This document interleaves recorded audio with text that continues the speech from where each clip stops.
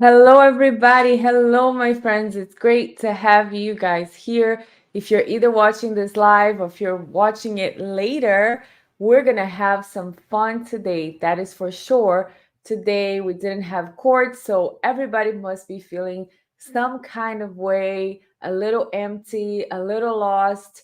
And we are going to have some nice video clips to go over what happened at Voir Dier, some of Trooper Paul's testimony as well, so we can compare what kind of experts we've had so far, even with the doctors that we've heard from the prosecution side. Unfortunately, only we had the emergency doctor, but we didn't hear yet from an ME or anyone to specifically explain the injuries and what happened to Officer John O'Keefe. So I'm glad everybody's here. I want to say hi to Queen Olive in the chat already. And I'm just finishing the download of the presentation to start, but I think I can start with this one and then we'll take a quick break to start when I finish the final one that I just finished like literally 5 minutes ago. So we're gonna have round one, Jackson versus the Gatekeeper. The judge keeps saying, I'm the gatekeeper, I'm the gatekeeper. And if you haven't watched my video on the judge versus the defense attorneys, the thing is, I'm not trying to be hard on her, but I feel like after watching so many of the pre-trials and the way that she treats the defense with disrespect, and the prosecution is able to do all kinds of things, I'm like a little tired of it. So in this video, I'm going harsh on her. She has the witch hat and everything. And I'm done. I'm done with the lolly doing all the shady things. And this clip between the attorneys and the judge. Let me just make myself really small, or actually I'm going to take myself completely out. Hi, Michael Aaron. Good to have you here. Yay.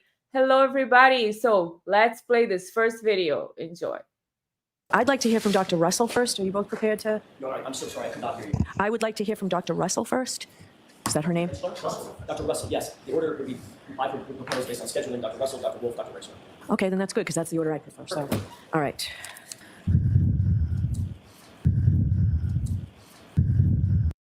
So that's the order she prefers, right? Let's remember, taxpayers, we're all here for Aunt Bev. We're all here to serve her, to do things according to the way she wants.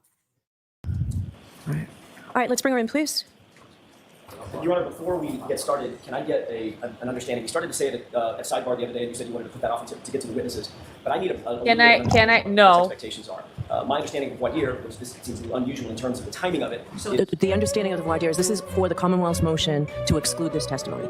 All right, that's what we're here for, the Rule 14 violation. Is that the same with Dr. Wolfe and Dr. Rentschler? Well, I thought that would help both of you. The Commonwealth has nothing on that, and you say you haven't been able to even talk to them at all about this case. That's correct. So I want to find out if they have any credible, competent evidence to put forward. So we'll have a Voir Dier on those.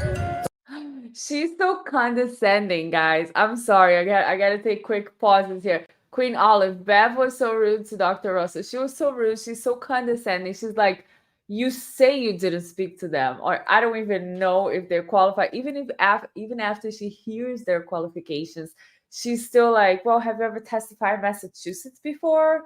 Mr. Engineer / all of the credentials that you could ever wish for, that the government hired him to do all these things.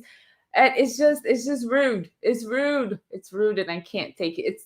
It's classless. She has no class, and neither does Lolly, because they constantly interrupt people, and that's what I mean by having no class. That's rude, right? Have 101 basic manners. Hello, just not your biz. Michael Aaron. We got Queen Olive. We got Danielle Rodriguez. Yes, guys, put your comment in the chat. I'll read all of them if I can. Let's keep going. But for Dr. Russell, what we're doing here today is there's an alleged there appears to me to be a violation of the reciprocal discovery obligations of defense counsel regarding Dr. Russell. So let's hear from her today to see what the for this violation. So my intention is to ask her so the court understands my sort of guardrails. My intention is to ask her what her qualifications are, which is that's the basis for Voir Dier. And that's where I'm going to stop. I'm not intending to ask her what her opinions are, conclusions. I'm going to ask her if she's come to opinions and conclusions, but I don't have to examine her concerning her full opinions, her full conclusions, what she's based those conclusions on. It's unfair. We've provided the defense everything that the prosecution, everything that we need to provide to them in terms of disclosure.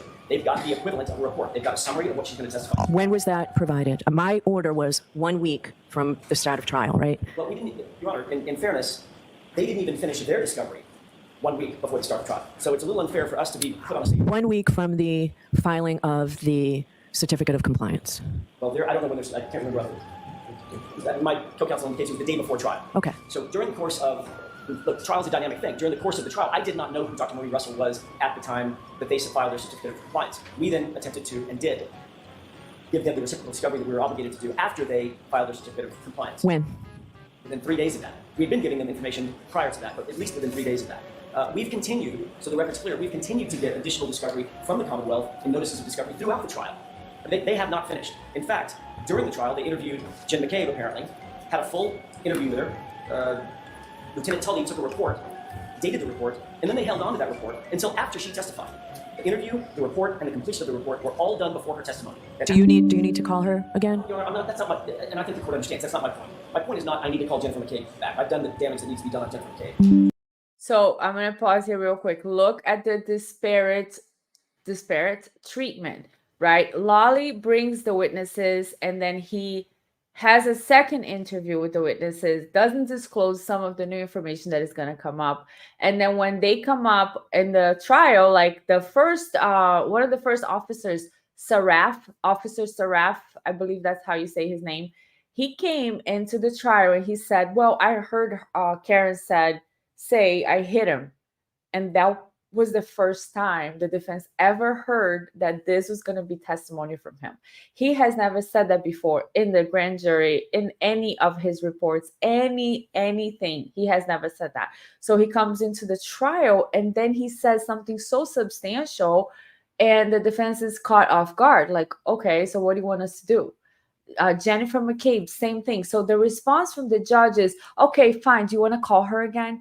But when it comes to the defense violation of rule number 14, which is, I don't want to call it a violation because as he's explaining here, and she's going to explain, Dr. Russell saw an email. She was interested in the case. She was like, wow, this is like a case made for me because I'm a specialist in this stuff. So let me reach out and offer them my help. The defense is like, all right, this is great. Let's present it to the judge. The judge is calling this a violation of Rule 14, which is for the disclosure. The attorneys have to disclose everything to the other attorney. And, it happens all the time in trials. From what I hear from attorneys, it happens all the time. And it depends on the circumstances. You don't want the defense to be hiding any information. You don't want the prosecution to be hiding any information. So if it comes in fluidly, like it appears to be, it's not a violation. But she's calling it a violation for the defense. When Lolly does it, she responds to the defense like, do you want to call her again? Like, do you just call her again? And that's not his point here. So let me keep going. The point is, I'm sorry, I missed that. You've what? I've done the damage that needed to be done on Jennifer McCabe. I don't need to call her back. The point is, All right, so I disagree.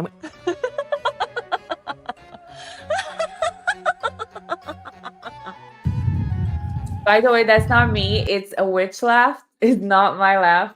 It's like she has pleasure doing these things, She's like, I disagree. Ha ha ha ha ha ha ha. That would be my witch laugh. I'm going to hear from the Commonwealth on this. Is it Ms. McLaughlin or Mr. Lally? She's like, Mrs. McLaughlin. You guys, please, however you say her name, I don't mean to be disrespectful. She's like, oh, hell no. I want to be as far away from this case as I can so that maybe I have a future and maybe people will forget that I was involved in this. So let me just stop real quick to see what you guys are saying. So Mystery Singer, she has a long comment here, 2 comments about what she thinks is going to happen. She's saying, Mystery Singer, I don't know if you're a she, but even if Karen hit him, Dr. Russell testifies in autopsy will show beaten to death, dog bites, and hypothermia. Brian and Colin Albert Higgins brought John to the basement. He reported Colin for dealing drugs. That is a motive. And this is part 2 of her comment. When Karen gets acquitted, the FBI will indict the McAlberts. She says the Alberts. I like to call them the McAlberts. Trooper Proctor and Tooley with their 3,074-page report. All right. I don't have all that information because I haven't really been following the federal case or anything that's going on over there. But interesting comment. Thank you for your comment. Sharply opinionated. Hello, welcome. Surprising that Commonwealth can issue discovery on June 4th, but defense doing so in May is a violation. What? I agree. Thank you so much for your super chat, Trevor. That's so nice of you. And she actually didn't randomly reach out. She was working a cold case with a DA that knew Jackson, and she mentioned it. Okay, yeah. So she was in contact with the DA's office, and she was like, "Oh, I saw that case." I find it completely plausible because this is the perfect witness for this specific case. It's like she was tailored for this case. I believe in God, and if I was Karen, I would be like, wow, this is God. Because how can I have this doctor that is specialized in dog bites, and she's coming in to testify just that? And those 2 witnesses that testified for the federal case that we're gonna go over their testimony to today, they're engineers, they're so well qualified, they're neutral, they're here to show us what happened, they're here to fact find, which is the job of the jury. They're here to show the jury how to fact find efficiently based on their own expertise. It's just like everything is falling into place in a beautiful case for the defense. I don't know what happened. Like I always say, I don't know. I'm waiting to see the evidence. But after yesterday, it was incredible. If not for the judge, I mean, the defense has a great case in front of them. I don't know what the judge's going to do then. So let's hear from Mr. Lollipop. What does he have to say about Dr. Russell? Just briefly in regard to what counsel was referencing with Ms. McCabe, it was not a full interview by Lieutenant Tully. It was a... And I don't have it on me at this moment, but I can give the court a copy of that report. But essentially, it was Ms. McCabe met with Lieutenant Tully, looked at some video, and was asked a single question. That report wasn't available. I didn't have it until after Ms. McCabe testified, but it was given to counsel prior to Lieutenant Tully testifying, and there were no questions asked of Lieutenant Tully in regard to that. My issue, and I wasn't asking for a voir dire as it relates to Dr. Russell, is that we first heard of Dr. Russell on May 21st, which was, I think, 6 weeks into trial. Right, so that's what I asked, and you told me it was 3 days after the beginning of trial, Mr. Jackson. I said I used John O'Keefe's arm. I didn't have one conversation with her. Then immediately, within 3 days of that, turned that information over to the prosecution. So I didn't say that I gave this over 3 days into trial. That's not what I said. All right, but you were ordered to do it. Ms. Giannetti, what was the date? You had 1 week from when? The day before the trial. So it would have been, I believe, April 15th. So what we knew as of that day, we were required to turn over. All right, I need to take a quick listen. What? All right. I hate that man. I truly hate that man. And you see how she's just disrespectful because it's not Yanetti's motion. And Jackson has been talking to her the whole morning, and she's just like, Miss Yanetti, she just ignores Jackson. Oh, what a sad human. What a sad human she's showing to be. All right, so the Commonwealth has moved that I exclude the testimony of Dr. Russell. Yes. Based on a violation completely of the reciprocal discovery obligations of the defense. So I do find that there's a violation of the reciprocal discovery obligations of Rule 14. Of course you do, only for the defense. From the notes, the importance of this, the reporter's notes. So now she's gonna read the importance of the rules. Like these attorneys don't know. Like they're not high valued attorneys that know all the rules. Like she's gonna read, let me read the rules to you. Even though Lolly brings in a mirrored video, even though he testifies on behalf of the witnesses all the time and only asks leading questions, even though he's supposed to be in direct examination. Doesn't matter. The judge finds this to be a violation. The old rule, and as you all know, we're in the process of updating that rule, but the very integrity of the judicial system and public confidence in the system depend on full disclosure of all the facts within the framework of the rules of evidence. To ensure that justice is done,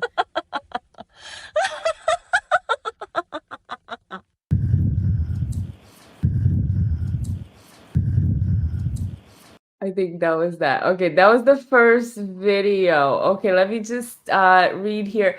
Michael Aaron. I love to have Michael Aaron here because he's one of my first, uh people members watching the channel, and it's amazing to see that you are still here. These three defense experts are like Harvard level versus I can't read this. I can't read it, Michael. Versus the specials at level experts of the prosecution. Right. And it's not easy to watch. I mean, with Trooper Paul, I felt it was hard to watch because when somebody is like evil, like Brian Alberts or like or Jen McCabe, when they testify, and you can see the darkness, and you can see how malicious they can be and arrogant, and that they try to. And I'm not talking about anything they did because I don't know what they did, but I'm talking about how they come off. I have no problem going hard after them. But with Trooper Paul, it was a matter, in my opinion, of more like he doesn't know enough. He doesn't have the experience, the expertise, the knowledge. He's taken a couple of classes, sure, but sir, you can't go on. You can't go versus these giant experts that we're gonna hear from. So, it's very hard to watch. So let's hear from Dr. Justin Rice and Dr. Marie Russell. This is the second battle. And go. All right, go ahead, Mr. Jackson. Thank you, Your Honor. Good morning. Could you please state your name and spell your last name for the record? Yes. Marie Russell, Russell. And I'm going to echo what the court just indicated. The air conditioners are on, so please keep your voice as elevated as possible and speak. Maneuver the microphone however you need to, okay? Okay. Dr. Russell, what do you do for a living? I am a retired emergency physician and forensic pathologist. And tell me what education you have, going all the way back to the beginning, that qualifies Just you like, as an whoa, emergency physician and that's gonna take a while. for your retirement. Okay, well, I've had about at least 16 years of formal education beyond high school. Initially, I started at MIT, where I did my pre-med courses. I had always wanted to be a physician. And so I went to MIT for a year, took pre-med courses. And so I took some courses in law enforcement, and I became a full-time police officer here in Massachusetts. What years were you at MIT? That was 1972 to 1974. Did you go to the police academy? I did. Once I became a police officer here in Massachusetts, I attended the Boston Police Academy where I graduated. What year was that? That was in 1977. During the course of your trainings, Wow. did you have any specialized training in hit and run accidents and investigations? Yes, I did. I took as many courses as I could from the Massachusetts Criminal Justice Training Council, which included a several-day course in hit and run accident investigation. I took courses in forensic photography and numerous other things. And then, and I also at the same time continued to go to college, and I did that part-time, where I eventually got a bachelor's degree of science in psychology with highest honors. What institution was that from? That was from Northeastern University. And that was a Bachelor of Arts in Psychology? I think it was a Bachelor of Science. Got it. Yes, a Doctor of Medicine degree in 1987. So you were there from 1983 to 1987, is that right? That is correct. And did you do a residency? I did. I did 2 residencies, actually.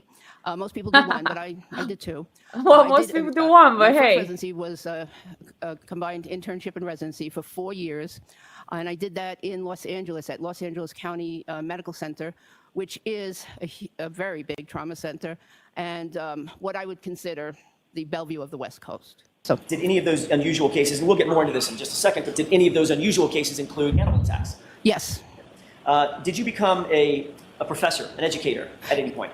Yes, correct. Were you also an assistant or an adjunct professor at Cal State Los Angeles? Yes. Okay. For how long were you an adjunct professor there? I believe that was 4 or 5 years. And I taught criminalistics, forensic medicine there. LAUSD I'm gonna take a pause here real quick. Please let me know if the sound is like acting up. I had issues with the computer this week. That's why I haven't really uploaded anything. Hoping the sound is finally working. And the reason why I played all of these qualifications that she has is because they're going to question that. I mean, Lolly's gonna say she's not qualified enough, that she hasn't done that in many years, and the judge is going to question her. It's like the judge and Lolly are working in a slimy team. But I want to read some of your comments here so I don't forget. Rachel Ann, she hates that there is a flashy, highly reputable attorney and former prosecutor of Phil Spectator messing up her lazy court. Yes, she is like, if she treats Jackson like he's a fly, if she could just like zap him, she would be so happy. It's just such a bad energy, you know what I mean, all the time from her. Queen Olive, if Bev doesn't allow the defense witnesses, I hope the FBI knocks on her door next. That would be nice. We don't really, I mean, I don't think we have a lot of information about the federal investigation, right? So we don't really know what they're looking at. But apparently, based on the two witnesses from that we heard from yesterday, they're looking into the accident and everything. So, I'm sorry, not the accident. I don't know exactly what happened, but you understand the incident. Sandra Martin. Hi, Sandra. I love your little dog. Finally, we'll get to see some proper experts testifying. Oh, that was so fun. I loved it. I was like, yes, let's hear them. Even with Lolly asking questions, I was interested. I was intrigued. It wasn't that news festival that it usually is, that I have to like wait for the whole thing to happen. Then I go back and I listen to it like on 1.5 speed or something. Ask Bob. Hi, Ask Bob. Hi, Bianca. Great show as usual. Good to see you here. Michael Air, I felt bad for Trooper Paul. Yes, because it's the guy doesn't know, and it's so clear. And Jackson apparently was an engineer or worked on jets. I don't know exactly, but Jackson is very, very smart, and he has a lot more understanding of physics than Trooper Paul has. And Trooper Paul was trying to argue with him, and it was better if he was just like, yes, I agree. Yes, I agree. Yes, I agree. Pretend that you agree, because, sir, you're not going to win this battle. Rachel Ann, the thing is, Lolly knew this defense for years. That's why he had the UC Davis lady check for dog DNA. They had a previous expert, but this lady's beyond capable, right? She's the perfect expert for this, right? And the dog DNA was not found, but the pig DNA was found, and there is no pig population around that area. So what does that tell us? And also another thing is that the lady that took the sample from the DNA, she took it from one specific area of the shirt, I believe. She did it with 2 swabs, and she just swabbed the whole thing together. And that was it. Like, we don't know about what else was there. We don't know what else wasn't tested, because unfortunately, in this case, they don't really test a lot of stuff, right? We don't have a lot of tests when it comes to important stuff like that. Like, the shirt had apparently bodily fluids in it. Whose is it? What about the unknown DNAs? Whose is it? When we have something, it's like, where's the DNA? Where's the test? They don't do it. Rachel Ann, I love this lady. I read one of her dog bites peer-reviewed scientific journal articles last night. Wow, look at you, Rachel. Wow, that's amazing. I don't know. Queen Olive, hello there. Oh yeah, for Ask Bob, to see you on a lot of lives. Yes, you guys are here all the time. I love it. I love it. One more, we'll go back to the video, and then we'll go back to the chat.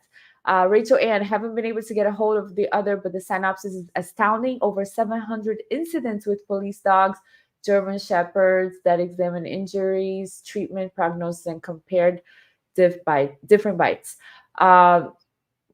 Yeah, it just that's a tough topic for me, because I love dogs so much, and I'm sure everybody loves dogs. Who doesn't love dogs? Maybe Trooper Proctor doesn't love dogs, but yes, because I can't think about it.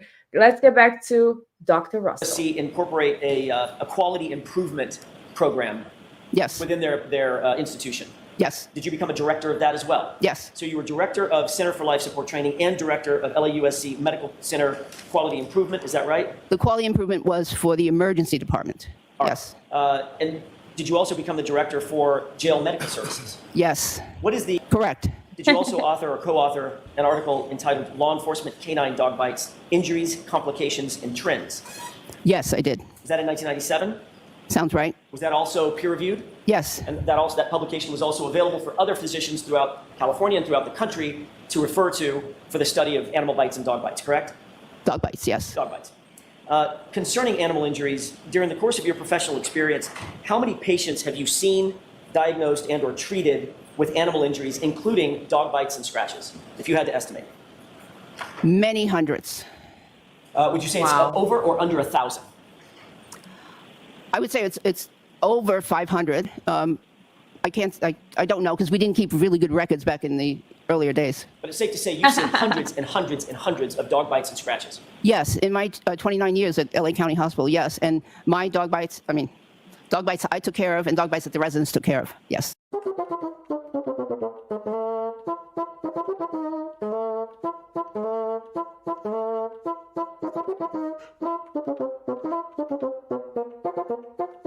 That's a little longer than I expected. Good afternoon, sir. Hi. Could you please state your name and spell your last name for the jury? My name is Justin Rice, R-I-C-E. Is that what you asked me to spell? And sir, that microphone. He's already like, is that what is my name? Okay. All right. Go ahead, In Dr. front of you, Justin. however you want to position that, it's flexible. So Too far away. Is that better? that's perfect. Thank you. And what do you do for work, sir? I'm an emergency medicine physician. And how long have you been doing that? I finished my residency in 2008, so I've been attending since 2008. And where is it that you work now? My current employer is South Shore Health. And how long have you been working for South Shore Health? I started there in October of this past year, 2023. And where did you work prior to that? Before that, I had been full-time at Good Samaritan Hospital in Brockton. And how long was it that you worked at Good Samaritan? Let's see. I started at Good Samaritan in 2010. Okay, thank you. And Mr. Lally, I'll let you hold on to what's been marked as S for identification. Thank you. So Dr. Russell goes back to the 70s, her experience, right? His experience is more recent, but that's fine. The issue here, the comparison is the prosecution is saying she's not qualified. Like there were questions about her experience. We're gonna have the attorney's arguments also, but there were questions from the judge, there were questions from Lally, and then his witness doesn't have like all this time and all this experience. Actually, his witness doesn't even remember the patient. He's like, I don't remember treating Karen Read. I don't remember collecting the blood. I don't remember, like the nurses do all the reports, which is very common. And I'm not here to like say anything negative about him or his work. I'm just saying, based on the comparison, why is the judge, forcing the situation about a violation of Section 14 when it actually was the Dr. Russell that approached the defense? So just want to take a quick pause here. Justin Tharp, good to see you here, Justin Tharp. I think Trooper Paul came across as much more of a patsy. He's a fall guy that the prosecution is praying will get it right. But that unfortunately wasn't the case. So Paul was left hold. Yeah, I mean, it's so bad. He probably is very capable in the field, or he does have experience. He's been, I believe, for 12 years in that department. But number one, you are another trooper.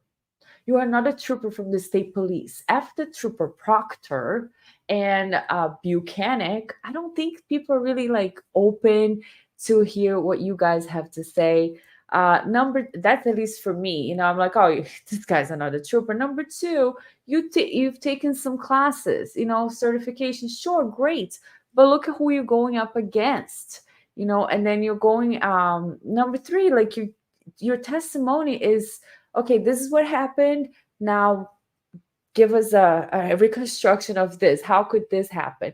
And it's just going to be so ridiculous, you know, when we listen to his testimony, the things that he said that could happen, that Mr. Keefe was holding the glass with one hand, the cell phone with the other.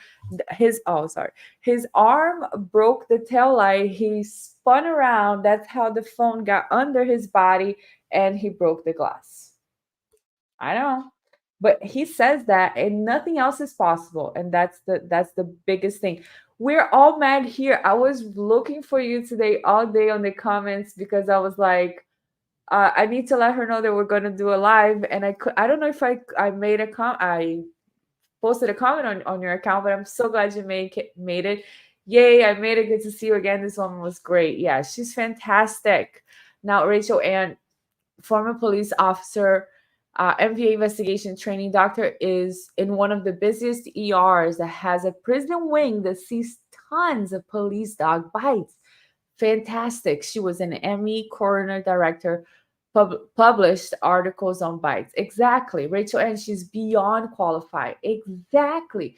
But why is it that the judge, you know, gives them such a hard time, and even like doesn't even, I won't give you my answer. Fine, Mrs. Gatekeeper, fine. I understand you don't have to give them your answer, but understand this lady traveled to come here to this trial to do a public service. And if you were impartial, and if you were really just a gatekeeper, you would have a little bit more respect when somebody as qualified as her, who has been working since the 70s on this, comes to testify in your court, and not be like, is she even qualified? Anyways. Now, Dr. Rice, with regard to Mr. O'Keefe, about what time did he come into your facility at Good Samaritan? Would you like me to look at the chart here? Let's see. Just tell us. If you can't remember things and you need to reference the chart, you can do that, Doctor. Okay, thanks. And that's going to be with every prosecution witness First line looking at their report. 0647, so I'll say 6:47 a.m. And as far as his presentation, Mr. O'Keefe's presentation when he came into the emergency department, how would you describe his presentation upon his arrival there? So he would have been, he was unresponsive and intubated, as in with a breathing tube into his airway via his mouth. And as he came into the emergency department, what, if anything, was fixed to him in regard to what, if CPR anything, or other resuscitative efforts? So he would have had CPR in progress, and also someone would have been ventilating his lungs via the endotracheal tube. Hi, Otto. Now, there's mention within that record as far as a cardiac arrest. Is that correct? I don't know. I'm sorry. I don't understand what you're asking me. Sure. Let me just ask you, familiar with the term cardiac arrest? Yes. Can you describe to the jury, based on your training and experience, what your understanding of that term is? Sure. So, as in, he arrived with in cardiac arrest, which by definition means that his heart was not autonomously or independently pumping blood, or in his case, without electrical activity as well of the. Well, they are consistent with a large dog attack. There's combination of both what I consider bite wounds and scratch wounds on the arm. You have been struck by a vehicle. Just give me a moment to read through the. He's never seen this report ever in his life. Like, I don't know what it said. No, there's not. In fact, there's no mention of a vehicle whatsoever, correct?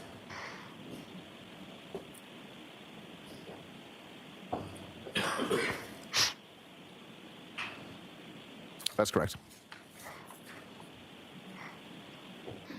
You testified that you observed certain abrasions and scratches on his right arm, correct? Yes. Aside from his injuries to his right arm, and I believe you described sort of a laceration above his eye, John O'Keefe did not have a single other injury on his body from the neck down, correct? I don't know if that's fair to say. Well, you didn't report a single injury to his shoulders, correct?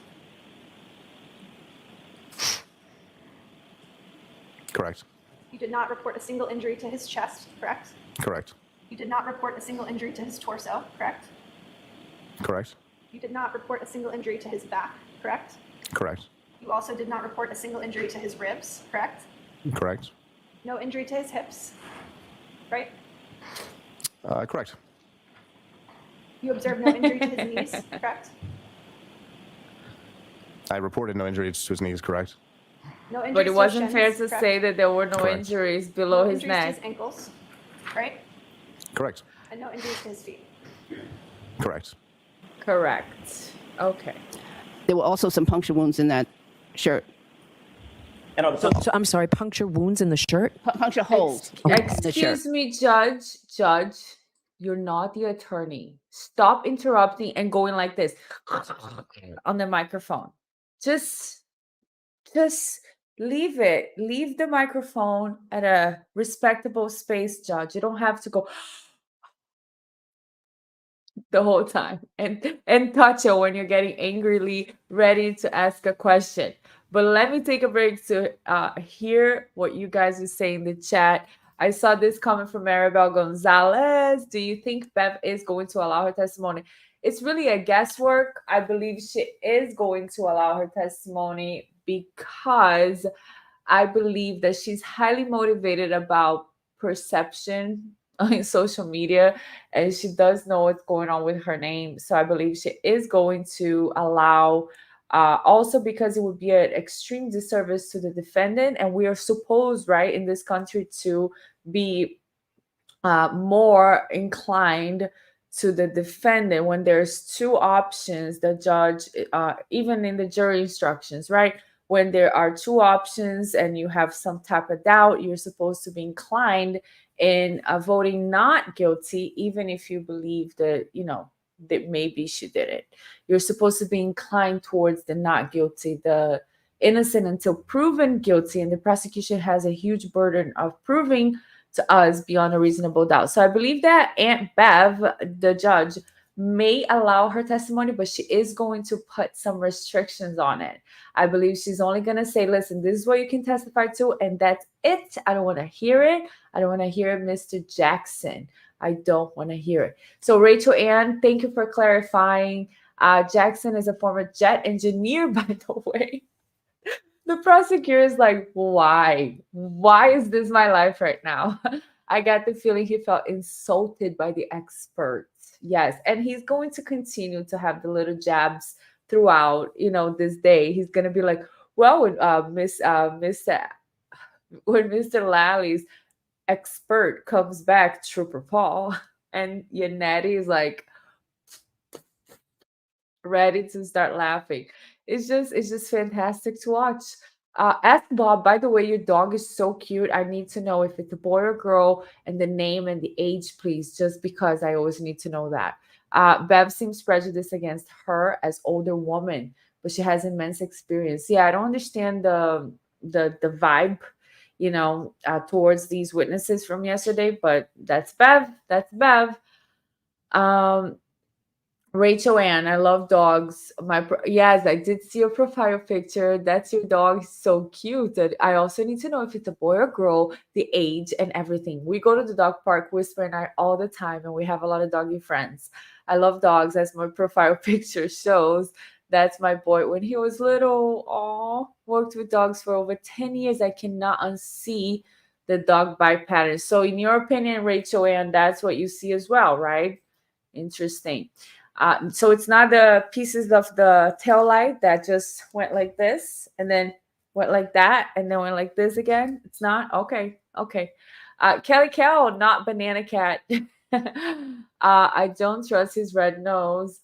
And you got MJ80s. I'm so glad you made it. I also sent you a message. I'm going to put my Instagram, Twitter, and Facebook on the description, because hopefully you guys can go follow me. And that way, when I decide to do the lives and I finish everything, I just send you guys a message there, because I have to go to every one of you and post a little comment there. Really, because I want you guys to be here. I'm glad you are. Both Lally and Bev come out with their individual insults of Dr. Russell, neither of which were true and just made them both look ignorant to me. Yet again, Tim Commonwealth demonstrate how ridiculous they are. I agree 100%. They definitely seem ignorant. And that's what I mean when I say the lack of class, the lack of manners is just like, ugh, ignorant. Like, why? Why? Otto, I just saw your message. We are all mad here. She literally wrote the book on it. Exactly, exactly. And the other ones, they're gonna say the other witnesses are not qualified either. Lolly's gonna say that. I don't think they have enough qualification. I'm like, Lolly, this is what they do. This is exactly what they do. Stop it. So let's finish this one. The gatekeeper. Are you even qualified? And look at the gates she's keeping. You guys see my gates? The gatekeeper. And on what do you base the opinion that the injuries are consistent with dog bite or scratch marks? Well, the patterns. There are several patterns of parallel wounds that appear to be superficial scratches that could have been caused by nails or could have been caused by teeth. There are different angles on the arm and different arm. Sorry. And but they're generally oriented in a specific direction. And there's also an area, the distal forearm, which is close to the wrist, which shows what I believe is an arch area of teeth marks. And what's the significance of the arch area? Well, so the arch would be the front area of the jaw of the animal, or the dog in this case, where the teeth tend to be close together and curved. There's a curved pattern to the configuration of the teeth. I'm gonna have just a moment, Your Honor. Bailey! Oh, multiple. I love them. Mine is about teeth. Okay, that's. We're all mad here. None of them have any regard for John. Two, That's the saddest Yes. part, right? Absolutely. Let me just no, I'm gonna Is leave this a photograph of the of John O'Keefe's arm? Yes, Is this one of the several photographs that you reviewed in coming to your opinions and conclusions? yes. I want to ask you a couple of questions about this. There should be a laser pointer on the desk. Okay. Can you explain to the jurors what it is about the injuries that assisted you in coming to your opinion and conclusion that this is from an animal attack? Okay, there's several patterns here. So, for instance, let's look here, right near the elbow, the exterior part of the elbow. There's these two linear marks, which appear to be from upper teeth, and two punctures below those, which are superficial, meaning they didn't go very deep into the skin, but they appear from the lower teeth. So that's one pattern. There's another pattern close to the shoulder, which shows parallel marks, these two, and maybe a third one in the middle, parallel marks that are oriented at a certain angle, and these are superficial wounds, which are consistent with teeth marks. They also could be possibly consistent with nail marks, but With what? nails from claw, yes. All right. We have some more here, similar from obviously different teeth involved or different claws, and then down here, closer to the wrist, we have an unusual pattern of at least 4 striations, the way I see it, at least 4 striations that I believe are caused from the teeth towards the front of the mouth, near the arch. It appears that there's an arch pattern here. So, In a dog attack or in an animal attack, in your experience, we can take this one down. Let's cover the ground on the 3 exhibits that we've already marked. Can we take a look at Exhibit 1?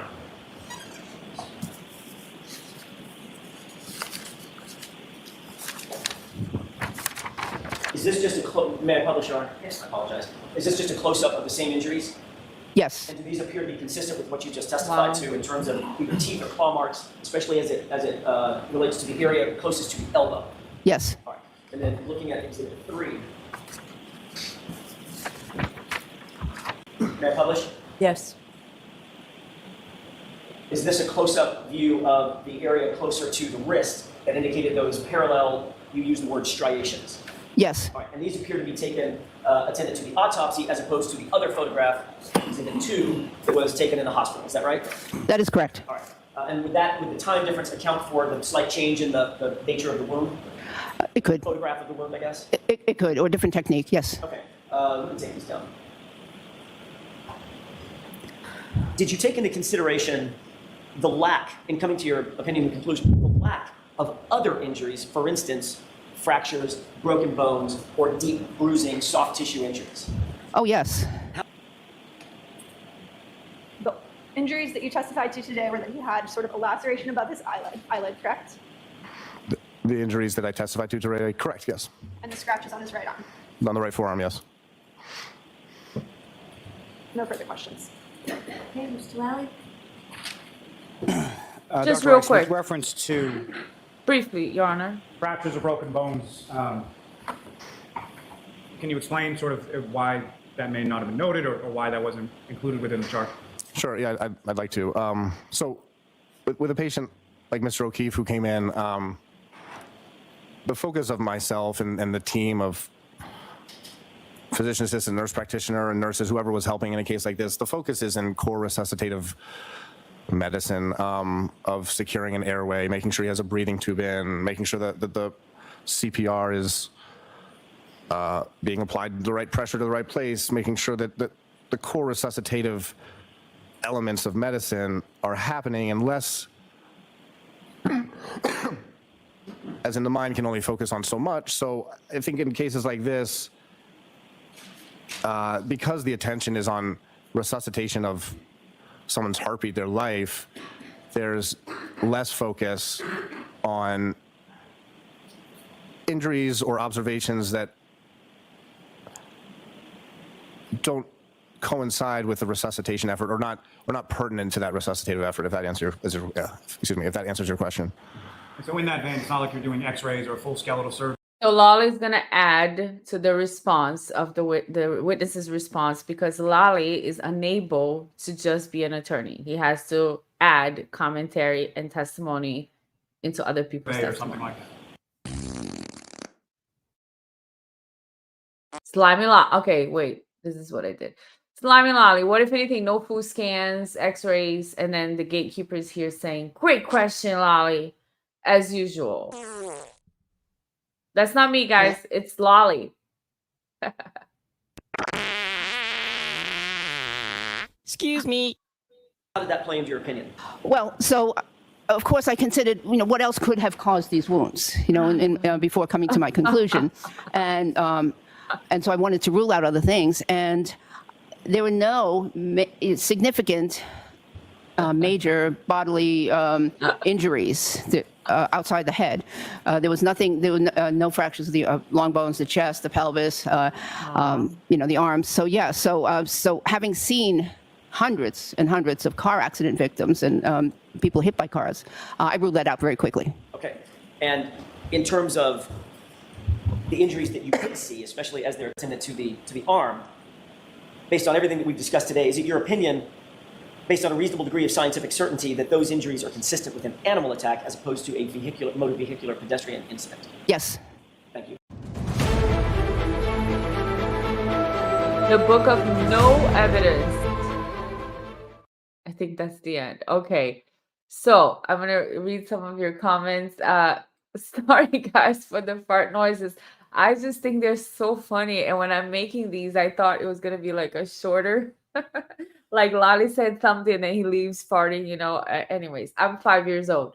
So I want to read some of your comments because some of you have a lot of experience with all of this. One thing I wanted to see here, Otto was saying, Bianca, the FBI gave them... No, not this one. Okay, but fine. We'll read this one out. I want to see where you have the German Shepherds.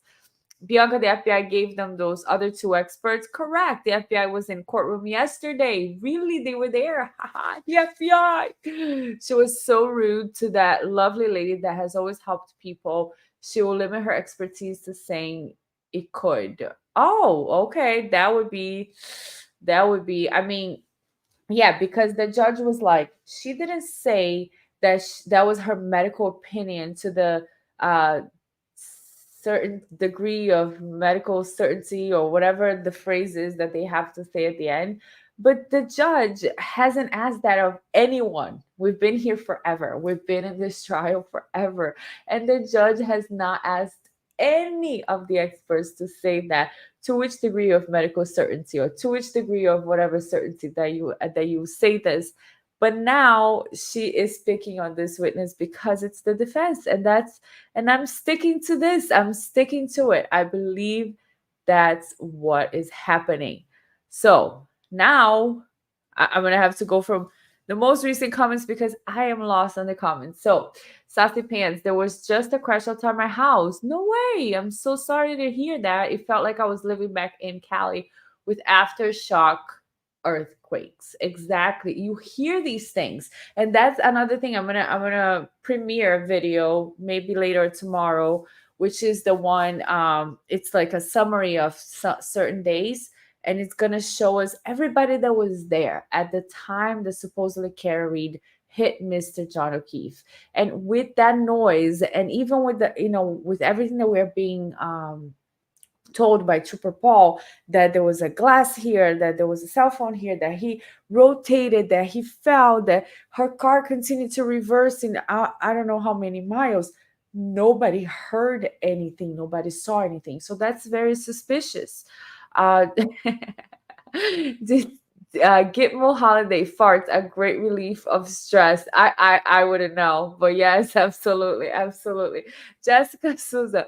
Paul O'Keefe needs to ask questions. How is he okay with how they handled this investigation regarding his brother? He just wants Karen to be found guilty instead of finding out the truth. Yeah, I'm not sure what's going on with him. I don't really follow that, but I do see, sometimes he's there. I mean, he's exposed to all of this evidence, and we'll see. EMJ 80. I found them hilarious. Both my dogs looked at the screen, then walked out. They're like, is that you, Mom? Coca, hi, Coca. Good to see you. You don't look a day over 4. Oh my gosh. Rachel, and I can't decide he's angry at her for going against the narrative he's been told, or if he's angry he's been lied to. Yeah. Eventually he's gonna have to like, figure it out and change his opinion. It's really hard to change our perspective and to admit that we were wrong, right? So if Paul O'Keefe believes that Karen was guilty, he's been saying that, whatever he's been doing, I don't know, to come out publicly and say I was wrong, it's very difficult to do. Some people may prefer to keep the lie than to have to admit that they were wrong. So, Otto also wears half of Officer John O'Keefe's blood. It wasn't outside. It was on the basement floor. That's why they replaced the basement floor, rehomed their dog, and sold the house for under $50,000 value. Yep, that's what's going on over there. The basement hasn't been introduced into the trial, but the dog being rehomed, the house being rehomed, the phone being rehomed, everybody being rehomed has been introduced into the trial.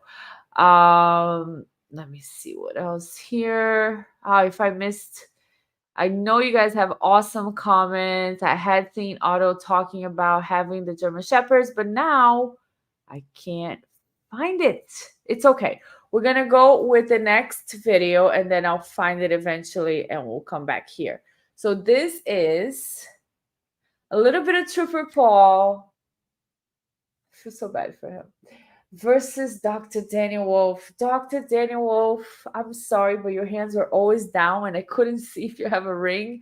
But oh my God, I was like, I'm a fan. Anyways, let's see what they were like on the stand. And go.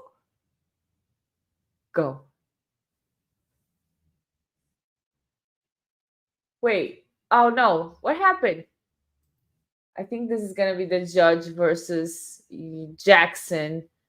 Okay, so sorry about that. Let's see if So I would like to hear argument on this witness before we hear the other witnesses. They're arguing about Dr. Russell. So- All right, let's hear it. And Ms. Giannetti, I asked you the other day whether she reached out to you or you reached out to her, and you said there was an intermediary. But my concern was whether she came out of nowhere and reached out about this case, and that seems to sort of, It wasn't Mr. Unetti, it was me. okay. Exactly. All right, so the question I asked was answered pretty much by this witness, whether she saw something and decided she wanted to come forward. All right, it's the Commonwealth's motion. What are you asking me to do? Again, I found a violation of Rule 14. And there are two concerns here, the competency of the witness's testimony, how much she can testify to, whether she should testify at all. What is it you're asking me, Mr. Lally? Your Honor, I'm asking that the witness be excluded from testifying at the trial for the violation of Rule 14, specifically, I believe it's Rule 14A6. This is a witness, as the court picked up on, that reached out, albeit through an intermediary, with reference to just sort of discovering or coming upon this case in several weeks into the trial. It is concerning given the fact that the witness represented that she had a subscription to the Globe Online, received word of this, and the first time that she had ever seen it or it had grabbed her attention was in that first week of May when, as the court is well aware, there's been widespread media coverage, particularly through the Boston Globe, for years at this point. The limitations of the testimony, it's also concerning because the disclosure from counsel indicated, again, as the court had noted, I didn't want to get into too much as far as for purposes of this voir dire, but there was additional material that was indicated in the disclosure that the witness had reviewed, including the UC Davis related to the canine DNA or the lack thereof, as well as, forgive me, the dog bite history of that specific dog, which also, I would note for the court, includes photographs of what a dog bite from that specific dog looks like. So that would be great, right, Lolly, to show everybody that the dog just bites people and we have pictures of that. That's not a great argument, I don't think. And that specifically apparently was not provided to this witness, who's then opining on, inferably at least, that that dog was the cause of these particular injuries. However, was not shown Hi, Miss specifically Mandy. anything to do with that bite history as far as by way of reports or photographs. So that juxtaposed or coupled with the immensely late disclosure. I mean, we're talking about at least the 6th week of trial by the time this witness is even mentioned, not on the defendant's witness list, not mentioned at any point in time during the pendency of the case, and then sort of pops up in the middle of May, and to the point that the limited amount of material or information that's provided by counsel as far as disclosure opinion doesn't come until today. So for all those reasons, Your Honor, the Commonwealth is requesting that her testimony in its entirety be excluded from this trial. Hello, Libby Your Honor, Libby. exclusion is the highest form of punishment. It's the highest form of sanction that the court has available to it.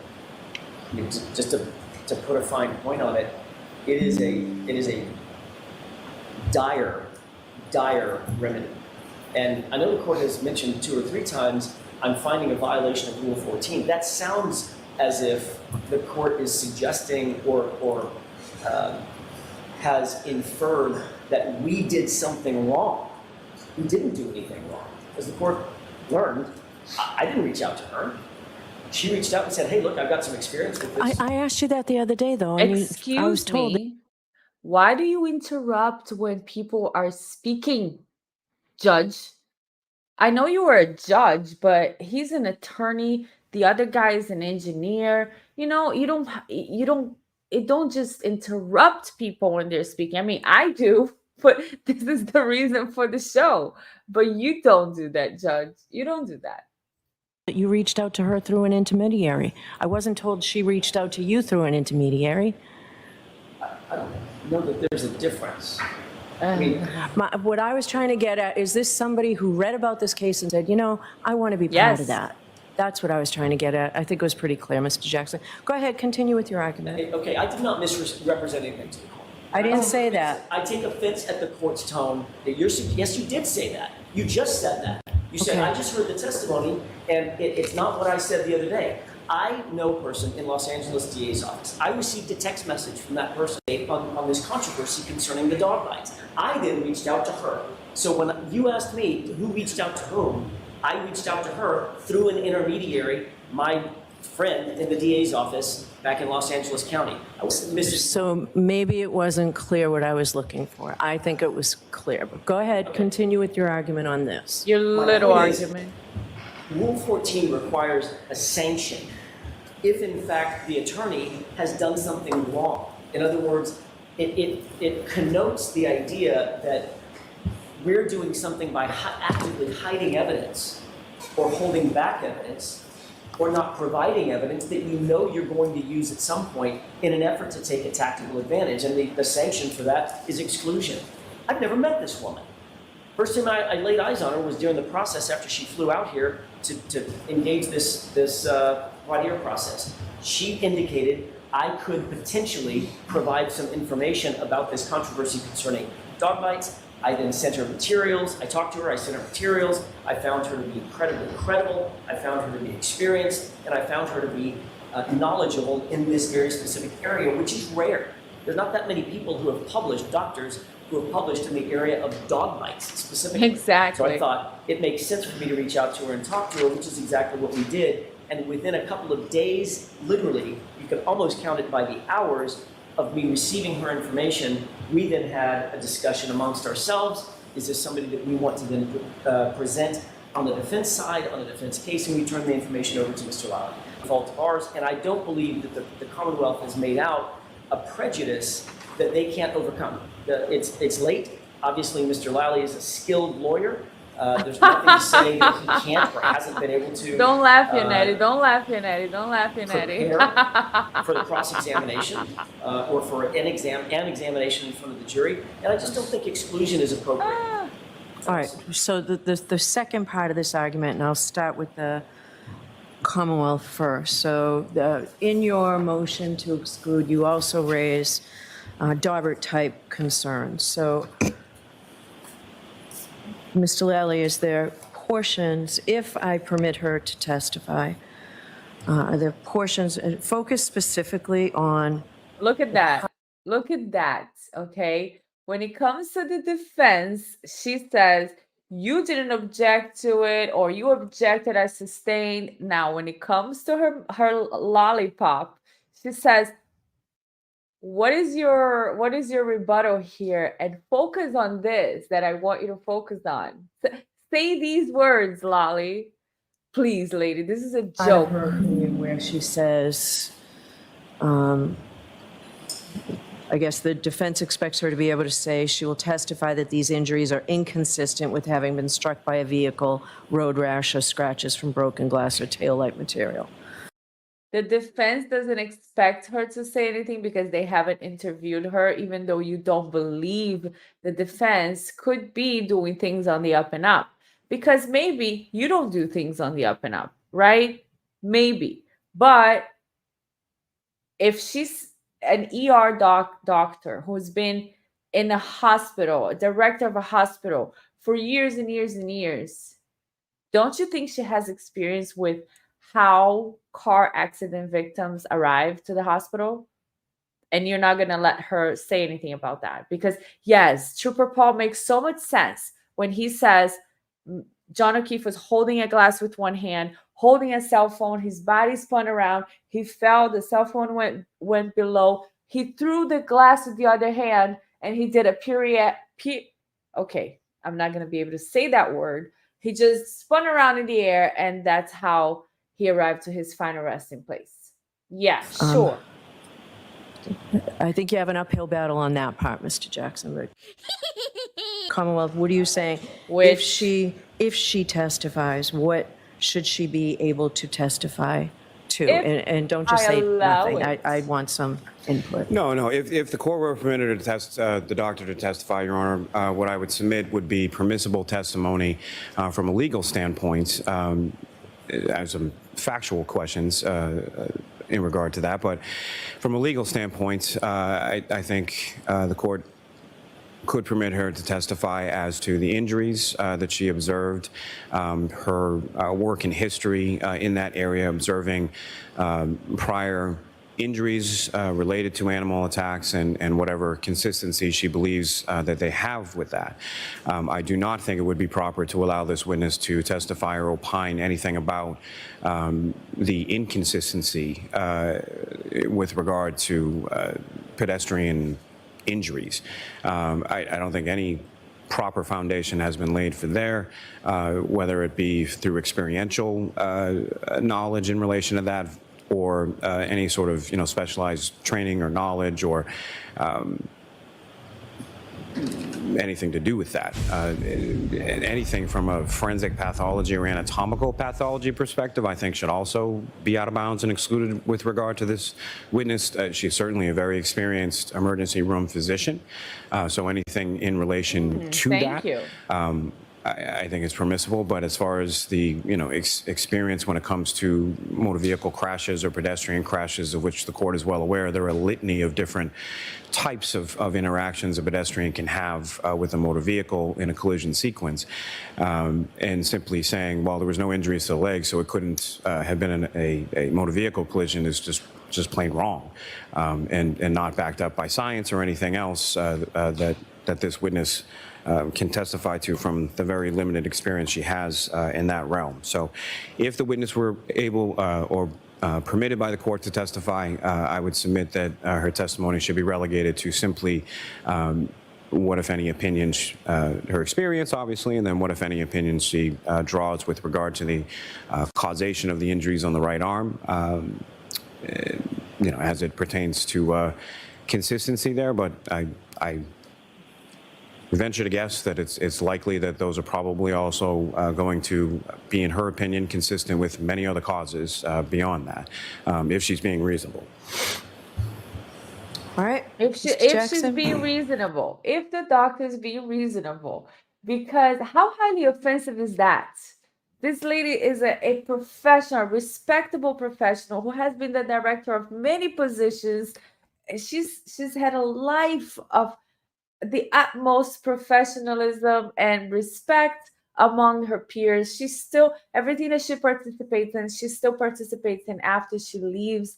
And then you got this little guy, this lolly, this slime ball saying, if she is, what is the word that he used just now? If she's honest or something, or just disrespectful. Before we hear Jackson's arguments, let's hear from you guys. Ask Bob, Bianca, you could be a psychiatrist. You have tremendous intuition, explain things so well. Thank you so much. That is definitely an area that I am very interested in. Sassy Pants, the O'Keefe family has been through much trauma over recent years. I think they've been gaslit by those they thought they could trust. Sadly, it's easier for them to believe Karen Read is guilty. Yes, and I don't go close to the family. I don't really judge. I don't criticize them. I don't do any videos on them.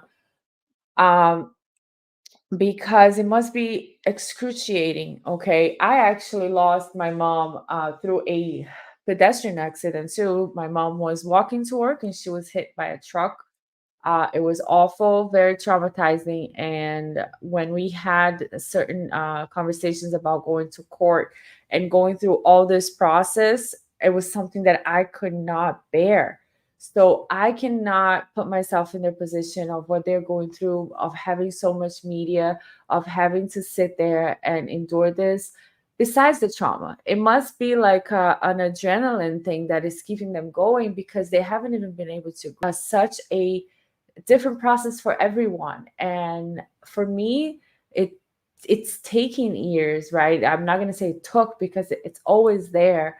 And it was different. Like there were different stages of it for sure. So I leave them alone. I pray for them, and I believe the mother has lost John and the sister, right? Because that's why he had the kids. So absolutely insane.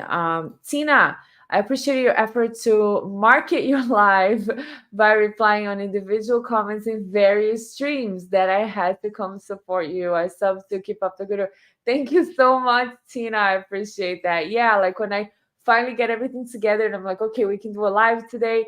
I'm trying to market to the best of my ability, and I appreciate that you subbed because then you get the notifications. So yeah, this is a great time to remind everybody, if you like the content, please like, share, subscribe, comment, do all the things so that more people can get the channel recommended and I can do more of this work that I love to do for you. And I know these are long streams, so if you want to come back, watch the rest later, but there's definitely cool clips throughout the whole stream we're going to finish today. Otto Jackson introduced the basement when he crossed BA Brian Albert. He was in their basement, Bianca. Okay, I must have missed that because I heard about the basement, but I don't remember seeing it in the tribe, but I believe you completely. And then let me just go. I had have some start comments that I'll go back to later, but let me just see some of the most recent ones.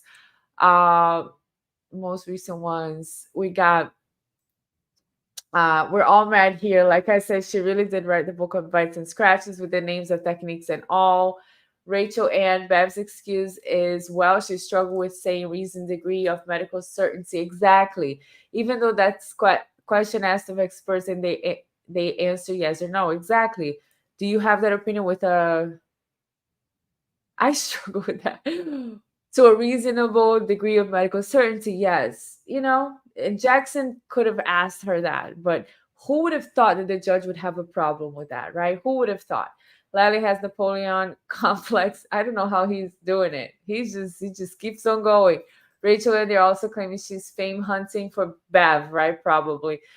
Sassy Pants. Bev is working overtime to hold Lolly's hand throughout this trial. I've never seen anything like it. And being a trial watcher for decades, I've never seen anything like it either. I mean, agree with me or not, but in the Murdoch case, I was actually not very happy with a lot of the judges' rulings because I thought they were more prejudicial, but that's a whole nother thing. But this case is ridiculous. I mean, she will object on his behalf. She will interrupt the witnesses to ask questions. She will tell him exactly what to say. She's just blatantly insane, this lady. Bianca used to go to law school. No, I'll just take a class, a certificate. I'll just take a class and I'll be the same as all the attorneys out there. That's how True Paul comes out. Nothing about that woman. CV says she needs or ever saw clouds. Thank you guys so much for all the support. That's so nice. Yes, it's not easy, but you definitely get experience. Brian Corbier. Hi, Brian. I think this is the first time I see your name. Welcome. This doctor has seen a ton of cases of dog bites. Her education alone should speak to her expertise. Unlike Trooper Paul doing an online course, but he was an expert. Was his course online? He got some certifications. Thank you so much, Jessica. Thank you, guys. Kelly Cow, I'm a law student in Boston. You could be a lawyer too. I would want you on my charity team. Oh, that would be so much fun. I love it. I will be like, let's break it down, guys. Let me make a presentation with pictures and stuff. Smash the like button, y'all. Yes, please. And let's finish this video because we have to do the Trooper Paul. Still, we gotta go through Trooper Paul. So let's hear from Jackson. Jackson, how do you speak to a lady that is so rude and just so difficult? I don't know how you do it, Jackson. We'll hear you. Honor. I have no I'll issue submit, Your Honor. See, he submits, so everything is great, right? We have no more problems. I'm not submitting. I have no issue with limiting her testimony to the animal attack issue, the dog attack issue. I didn't, as the court noted, I didn't spend any time. I think I may have asked one question that's consistent with the motor vehicle incident. I have no problem if the court wants to limit her testimony to the dog bite aspect and not the motor vehicle aspect. I wasn't planning on going into that aspect anyway, because I've got another pathologist who's going to do exactly that. But you did go through it with her, and it's on your disclosure. It is. But the problem was that there was no disclosure. You found it to be a disclosure violation. Now you're saying there's too much disclosure. Which one is it, Aunt Bev? But I have no problem editing. So why is it on the disclosure or what the Commonwealth turned over that she viewed all reports associated with Chloe's bite history in the UCD? I assumed that she reviewed it. She must not have seen it or opened it or reviewed it. I didn't know. So annoying. But that's what I'm sent to. Everything that's in the disclosure. If she's permitted to testify, you led her through quite a bit. Today you won't be able to. I mean, she struggled with to what degree of certainty she held an opinion. She struggled to what she viewed. She didn't write a report. I have to consider all of these things too, as the gatekeeper, as to whether she can actually assist the jury. So I'm not deciding this right here. Mr. Lally, if I do permit her to testify, I will give you time Lally, to absorb my this testimony Lally. and to find an expert in Whatever you rebuttal need, for this. Lally. We're here for you, How long babe. might something like that take? Not terribly long. As far as preparation, I can't give an exact time frame on that. As far as a rebuttal witness, I'd say a week at the most. EMJ. A week from today? Yes. Why don't you start looking at least? All right, well, I decide I won't know until Thursday. Yesterday. All right. What is the gift? All right. We're all Anything men else on here. this witness? What is the gift to Lolly? All right. Next witness, please. What a sad human. With regard to What a sad human. What a sad woman. This lady is so, oh my gosh, it's so sad. It's so sad. Jessica Souza, she struggled with nothing. This is so rude and disrespectful to the real expert. Exactly. I mean, the thing is, thank God for the internet, right? We are all here. We're all watching. She cannot hide. You know, she can be a judge and all, but we see exactly what's happening. And wherever you go, Aunt Bev, everybody will know the kind of person that you are and how disrespectful you are to people that are just doing their job. Zoe Cove, Dr. Russell didn't say it was a particular dog, just that it was a large dog. And I know they've renovated the basement, but blood seeps into baseboards, concrete nail holes, etc. Right. Sassy Pants, I lost a brother 12 years ago. He and his wife were out for a birthday dinner in Federal Hill. There was a shooting. Oh, I'm so sorry to hear that. As they were walking out of the car, he was hit by a stray bullet. Yeah, it's very sad. This is why I always say, you know, we got to live to the fullest and really try to find what brings us joy and happiness. This is why I do a lot of meditation, motivation and stuff, because it's important to live each day, appreciate life as a gift and everything. We never know. So here, ask Bob, struggle. She's the most experienced expert witness yet. Exactly. And your doctor didn't even know that he treated her. Like, what? Coca, Paul struggled with what is the basic science behind your expert role. Let's talk about that. Exactly. Otto, I've loved the lightning strikes. This is my favorite thing. I'm like, it's what I wish I could do to them. So this is what I do it here. And we're all mad. I love the breathing. Yes, I had to save different files. I'm like, judge's breath. Saved. I'll give you time to try hide more proof that this woman didn't do it. Exactly. She may not be a judge for much longer. It's criminal the way she's treating the defense.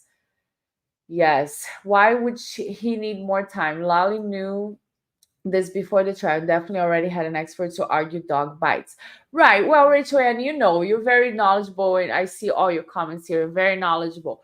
But you know that the defense did mention that they actually had a huge picture of the arm during the pretrial motions to the judge. But I think this doctor specifically, Dr. Russell, she just came in the middle of the trial. Like, she's the one that looked for the defense and offered her services. So, okay, I understand Lolly may need a time to get a rebuttal witness, but it's ridiculous, right? Because when it's Lolly, it's like, how much time you need? Whatever. You need a week, you need a month, we'll stay here for you. But when it's the defense, Mr. Jackson, can we just, how much longer will you be? How much longer? So true, Bianca. We never know what's going to happen. I think the same way as you. Yeah, that's true. That's true. I wanted to read a couple of the older comments, but now, okay, I start them. And then where did they go when I start them? Let me see. I can't find it now. That's fine. Let's keep going with the presentation so that we can get to the other video with the trooper. Let's see what comes up next. Meanwhile, oh, so this is still the attorney. If it's still the attorney, I'm gonna play the experts now. I'm gonna play the experts. They'll come back to the attorneys again because it seems like we had more time spent between the judge arguing with Jackson than anything else. And even when Lolly agreed to the federal witnesses, right, the witnesses that testified for the FBI, he's like, yeah, we just wanted to know, who did what and what time they did it. The judge was like, wait a second, but I can put some limitations for you, my Lolly. And then, Lolly's like, oh yeah, actually, Your Honor, I would like some limitations. So he's just showing everybody who she is. So this guy's gonna be really fast, because if you haven't caught it, this is the weirdest thing. This guy just says, just kill me in the microphone. What? Are you okay, sir? Like, I was watching Emily Baker and she was like, sir, are you okay, sir? So, let's see what happens here. Kill me. Did you hear that? I'm gonna go back. Kill me. Why do you say that?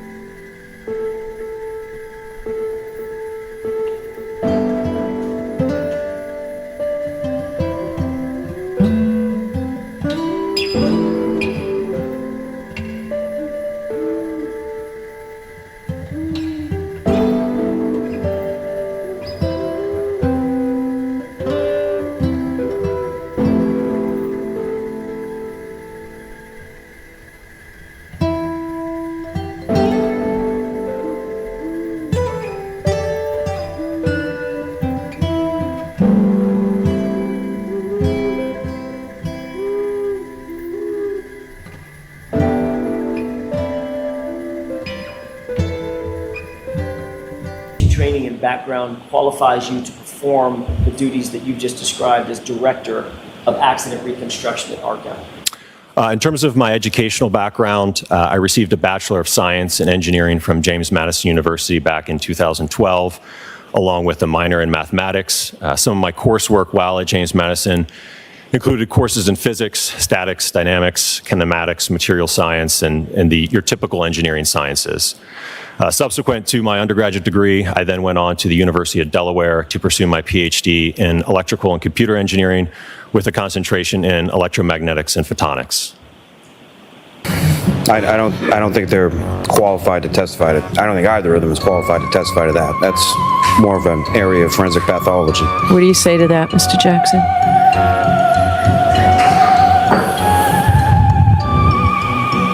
Number 4 is, their opinion is, there is currently insufficient evidence to determine the cause of Mr. O'Keefe's skull brain injuries or the circumstances surrounding the event. That is well within the scope of their expertise, obviously. I don't think I have to beat this dead horse. They are highly, highly qualified. As a biomechanical engineer, I kind of take the reverse direction. We look at, here's the injury, here's what's diagnosed. Well, how did that injury occur? You know, how much force do you have to apply to cause that fracture? How did the bone have to be loaded? How did it bend to actually cause a specific type of fracture? So we really kind of approach the injury from two different directions. Understood. And given that scientific approach, oftentimes you can come to conclusions and opinions, scientific conclusions and opinions about the causation of an injury, correct? Absolutely. Yeah. And I mean, ultimately, that's what biomechanical engineering is how does an injury occur? Why did it occur? And what type of setting did the injury actually occur? What type of loading and what type of kinematics do you need to have this injury actually occur? Can you tell the court a brief synopsis on the discipline of human factors? What part does that play in what you do for a living? Well, human factors is a large part of it as well. I mean, from a biomechanical standpoint, we look at the body. We have to know anatomy. We have to know the makeup of the body. And then human factors plays a part of it as well, as how individuals respond or what their response is to different types of environments or reactions. It really all plays into looking at a specific event. How did someone react? How did their body move? How was the body loaded? There's all different types of factors that you have to apply. The human factors, kinematics, kinetics, biomechanical, musculoskeletal interactions. It's all these different factors that are really involved in performing an analysis to ultimately look at injury causation. Doctor, as the Director of Biomechanics and Human Factors at ARCA, what education, training, and background qualifies you to perform those duties? Well, I got my Bachelor's of Science in Mechanical Engineering with a minor in Biomedical Engineering from Carnegie Mellon University in 1995. I then went on to get my Master's in Bioengineering and Biomechanics from the University of Pittsburgh in 2002. And then I got my PhD or my doctorate in bioengineering and biomechanics from the University of Pittsburgh in 2004. I don't think they're qualified to testify to. I don't think either of them is qualified to testify to that. That's more of an area of forensic pathology. What do you say to that, Mr. Jackson?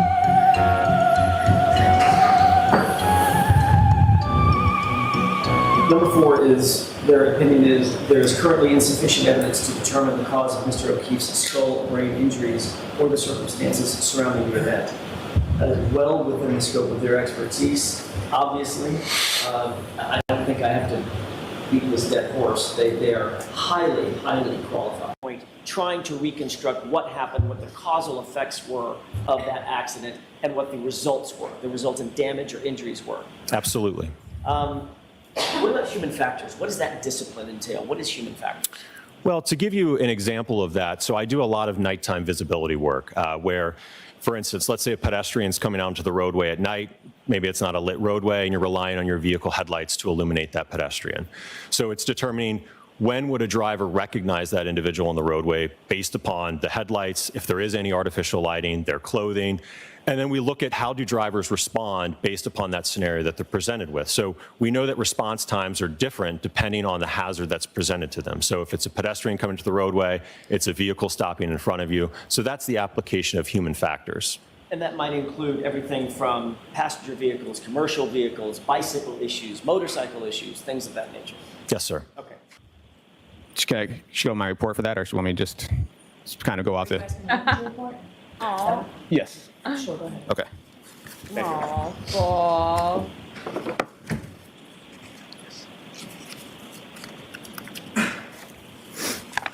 Otter says you can't get better qualification than these two last professional experts. We're more educated than lollies, JD.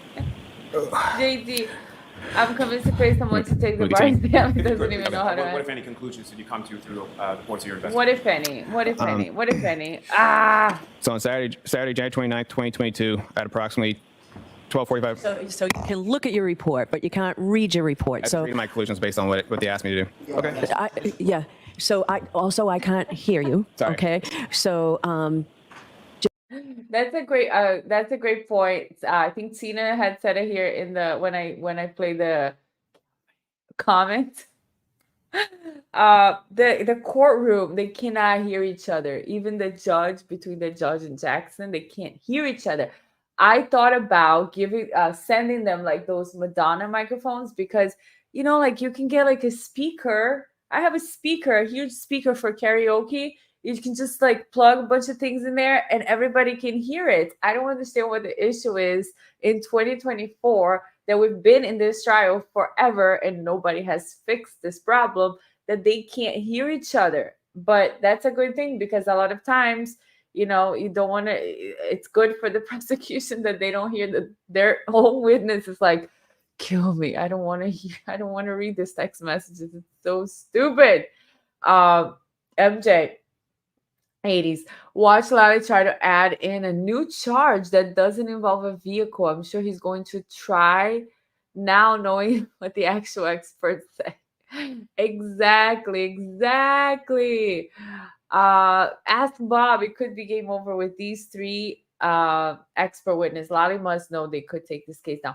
I mean, seriously, I was surprised by his response, because I was like, dude, if they come in, you're done. Like, the doctor's saying that this is consistent with animal bite.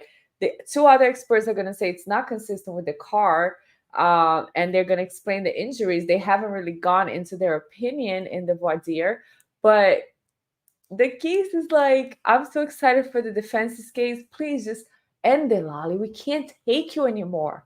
You're unsufferable. Rachel and I think those two guys are more qualified than all of the prosecution's experts combined. Exactly. Absolutely. 100%. Trust me, I've done summaries on pretty much all of the witnesses so far. And yes, I like by a million miles. Hi, Bluebird Am. Welcome to the channel. Suffragium. Maybe that is intentional for this case because they can't see the evidence being shown in the monitor. True. And Aunt Bev doesn't even like the evidence to stay up there. Tina, the ER doc, did not remember treating Karen, ordering blood, writing or signing a report. So many things. Not struggle. Did not remember. Right. Sassy pants. Exactly. Seriously, how hard is it to get a better mic? In some trials, there are multiples in place of a witness stand. Exactly. I had this problem just the other day. I was clicking record to do a video, and then everything had gone to, I had to do a recovery on my computer, replace the mic. I got an extra mic just in case, and guys, you guys make a lot more money. You're in the trial, everybody's watching all over the world. Please just do better. Rachel and Melanie and Bedro were in the courtroom this week. They could barely hear anything. Exactly. And that's where I heard that from Melanie. They could barely hear anything, and unlike media, they couldn't play real-time audio while in the courtroom. That's why we're much better off here. We're much better off listening to this, doing the recaps, and just being like, all right, because it feels like sometimes you want to participate and go into these trials like that's so highly televised, but we're better off here. Otto, in my opinion, Collie started with his loud mouth. Brian Higgins, Brian Albert finished it along with Chloe. It is really obvious to me. I mean, the fact that we keep trying to find an answer is definitely not good for the prosecution. Francis Capello, the Commonwealth calls troopers and technicians. Exactly. After Trooper Proctor, I wouldn't call another trooper. I would not call another trooper. Is that how you say his name? Bettero. You guys know I have a hard time pronouncing some words, but yes, he's great. He's very straightforward. I love his commentary as well. Okay, Rachel Ann. Defense pushed to have the trial moved to another courtroom because the one where they were pre-trial, the jury would only be able at best to witness on the profile, some not at all. Wait, I don't understand. Defense pushed to have the trial moved to another courtroom, right? I know that. Because the one where the pre-trial was, the jury would only be able at best to witness on the profile, some not at all. So I guess to look at the witness, it would be far, or just the profile. I guess that's what that means. Yeah, maybe. But still, you can just get that big speaker and have like a wireless mic for certain people, have a connected mics for other people. It's not that expensive. They're like $20. Some you can get like the little Madonna microphone for $20 probably. I don't know. I haven't bought microphones for that specific reason in a little while. But I know I have like 4 microphones here somewhere, and then just you gotta do what you gotta do so people can hear you. This is a very important issue, I believe. Anyways, let's finish up with not finish up. We still have a few minutes of Trooper Paul. Just Let's hear take him your time, read your report, and then answer Mr. Lally's question. And if you need to look at your report, we'll see about that again. Yeah, you will let him read it again. Ask We the know question, that. Mr. Lally. Based on the totality of your investigation, what, if any, conclusions did you come to with regard to how this Yeah, collision occurred? those little. So this collision occurred on Saturday, January 29, 2022 at approximately 12:45 hours. A 2021 Lexus LX570 was traveling southbound on Fairview Road, in Area 34 Fairview Road. Objection, Your Honor. Yeah. It appears that. So, Sorry, I'm trying to so oppose it. you know what? I don't, Just Mr. Lally, reading. break this down. Ask Yes, please. simple questions so that the witness can answer your questions. We don't need a narrative. From your investigation, what, if any, conclusions did you come to as to where this collision occurred? So, all right. So on the night of Saturday, January 2022 at approximately 12:45 hours, a 2021 Lexus LX570. Can you slow down, sir? So yes. So forget all that part, Okay. Trooper. All Just right. answer the question. Okay. Where did it occur? It occurred in the area 34 Fairview Road. And who, if anyone, were the participants in this collision? Song judge. The operator appeared to be Karen Read, and the pedestrian was John O'Keefe. Well, okay. Who in the chat can testify to those things? It happened at 34 Fairview Road, and the pedestrian was John O'Keefe, and the driver was Karen Read, and the car was a Lexus. And that the method of the incident was hit by taillight explosion, and there was a glass involved, and the body ended up face down. I don't really know how. Next. And where was the vehicle located in reference to the residents of 34 Fairview Road? It was located along the southbound travel lane and to the left side of the house as you look at it from the front. And as far as the vehicle, what, if any, directionality did it head in, and what, if any, interaction did it have with Mr. O'Keefe?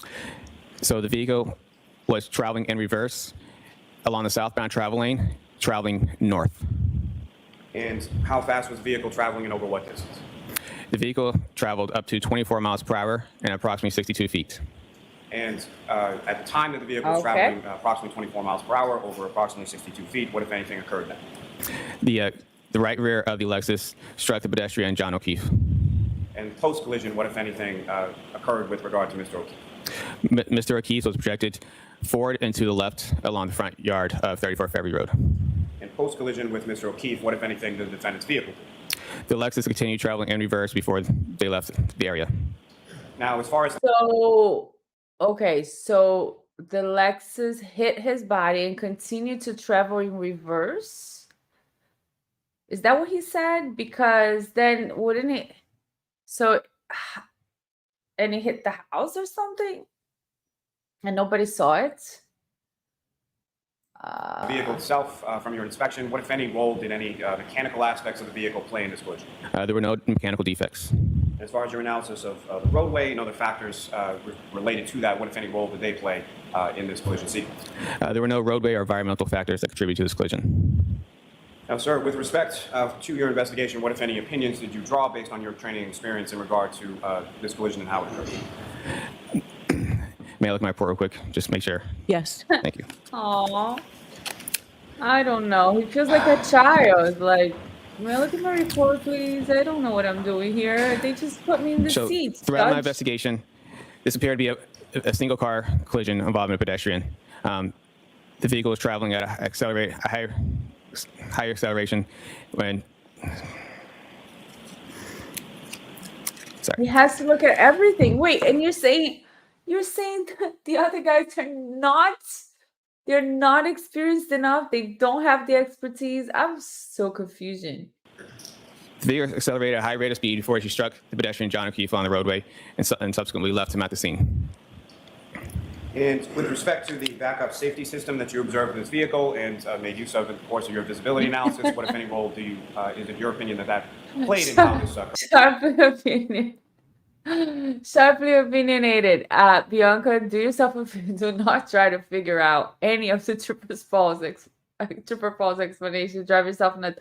Listen, I'm not great with physics, with mathematics. My thing is like words, language, psychology.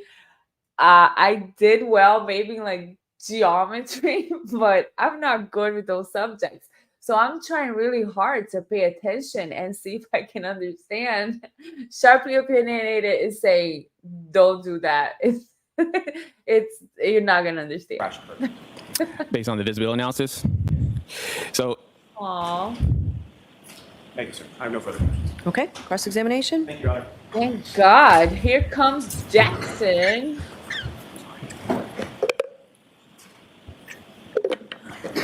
Sir, do you have any, do you hold any degrees in the scientific discipline of mathematics? I do not. Do you hold any No. degrees in the scientific discipline of physics? I do not. Hold any degrees in the scientific discipline of biomechanics? No. How about in engineering? No. How about in kinematics? Nope. Evidence, correct? That is correct. Now, to be fair, that's based on the evidence that you were provided, correct? Correct. Okay. Wait, So what did Mr. Klein do? I thought it glitched. So as a part was of the just loud. engagement with the entity that ultimately retained us in this, due to the confidentiality of it, only those who had access to the material to the file were allowed to review it and discuss it. And essentially, Scott Klein served as kind of another reconstruction expert to essentially bounce ideas off of and help with the review. So for lack of a better term, sort of provided, let's say, sort of technical review of your work and Dr. Rentschler's work, is that correct? So the guy just explained it, and Lolly's like, "Oh, okay. So for the lack of better terms, sort of. This is the better way of saying what you said." No. I would say assist us with the analysis, yes.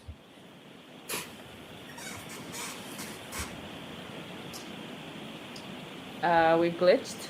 Did we No, glitch so again? your Oh no, firm it's of your just Lolly. agency It's just issued a Lolly. report in relation to what you did, correct? That's correct. And you've obviously had a time to review that report as far as what's contained in there factually, as well as conclusions and opinions, things of that nature. Yes. So is it your testimony that anything that has to do with anything factually, conclusions, opinions, or otherwise, in relation to the motor vehicle damage, those are your opinions, those are your conclusions, correct? I would say that's fair, yes. And again, based on the evidence that you will provide, correct? Correct. And so the facts or evidence or conclusions or opinions related to injuries to Mr. O'Keefe, that was Dr. or Mr. Rentschler's area, is that fair to say? Dr. Rentschler, yes.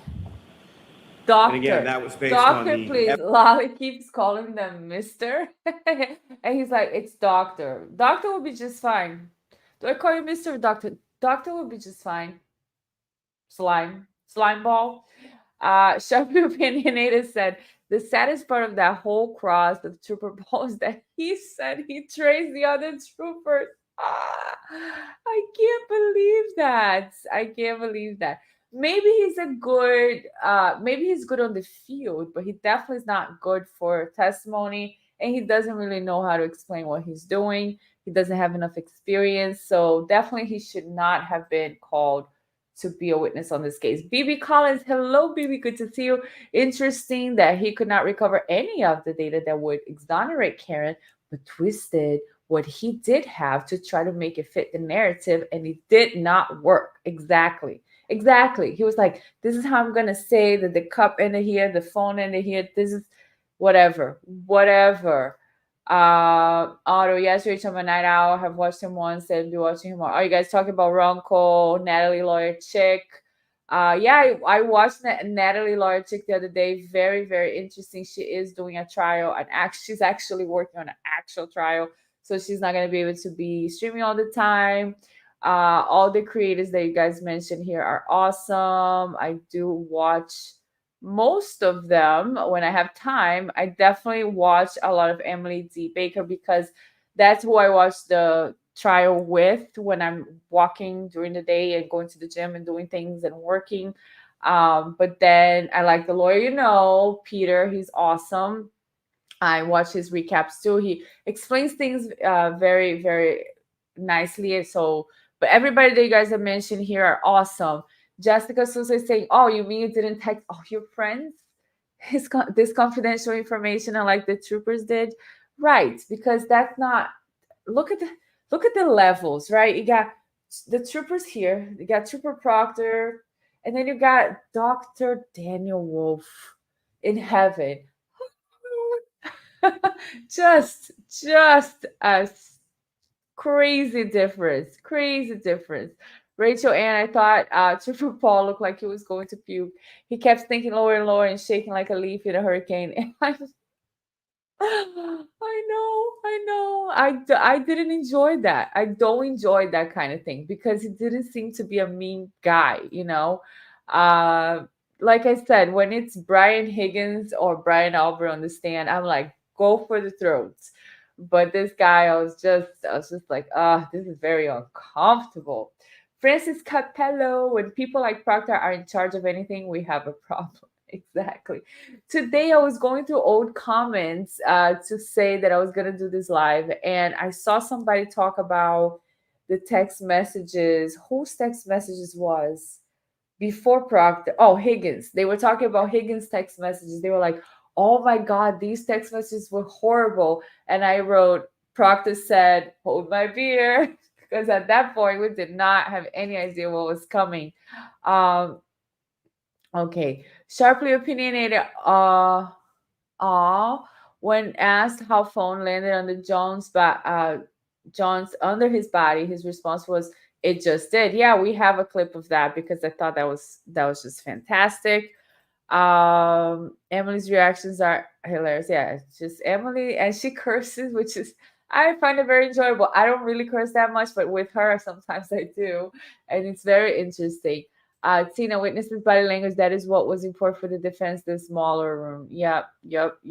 Okay, so let's keep going here with the testimony of the experts, the battle of the experts. Correct?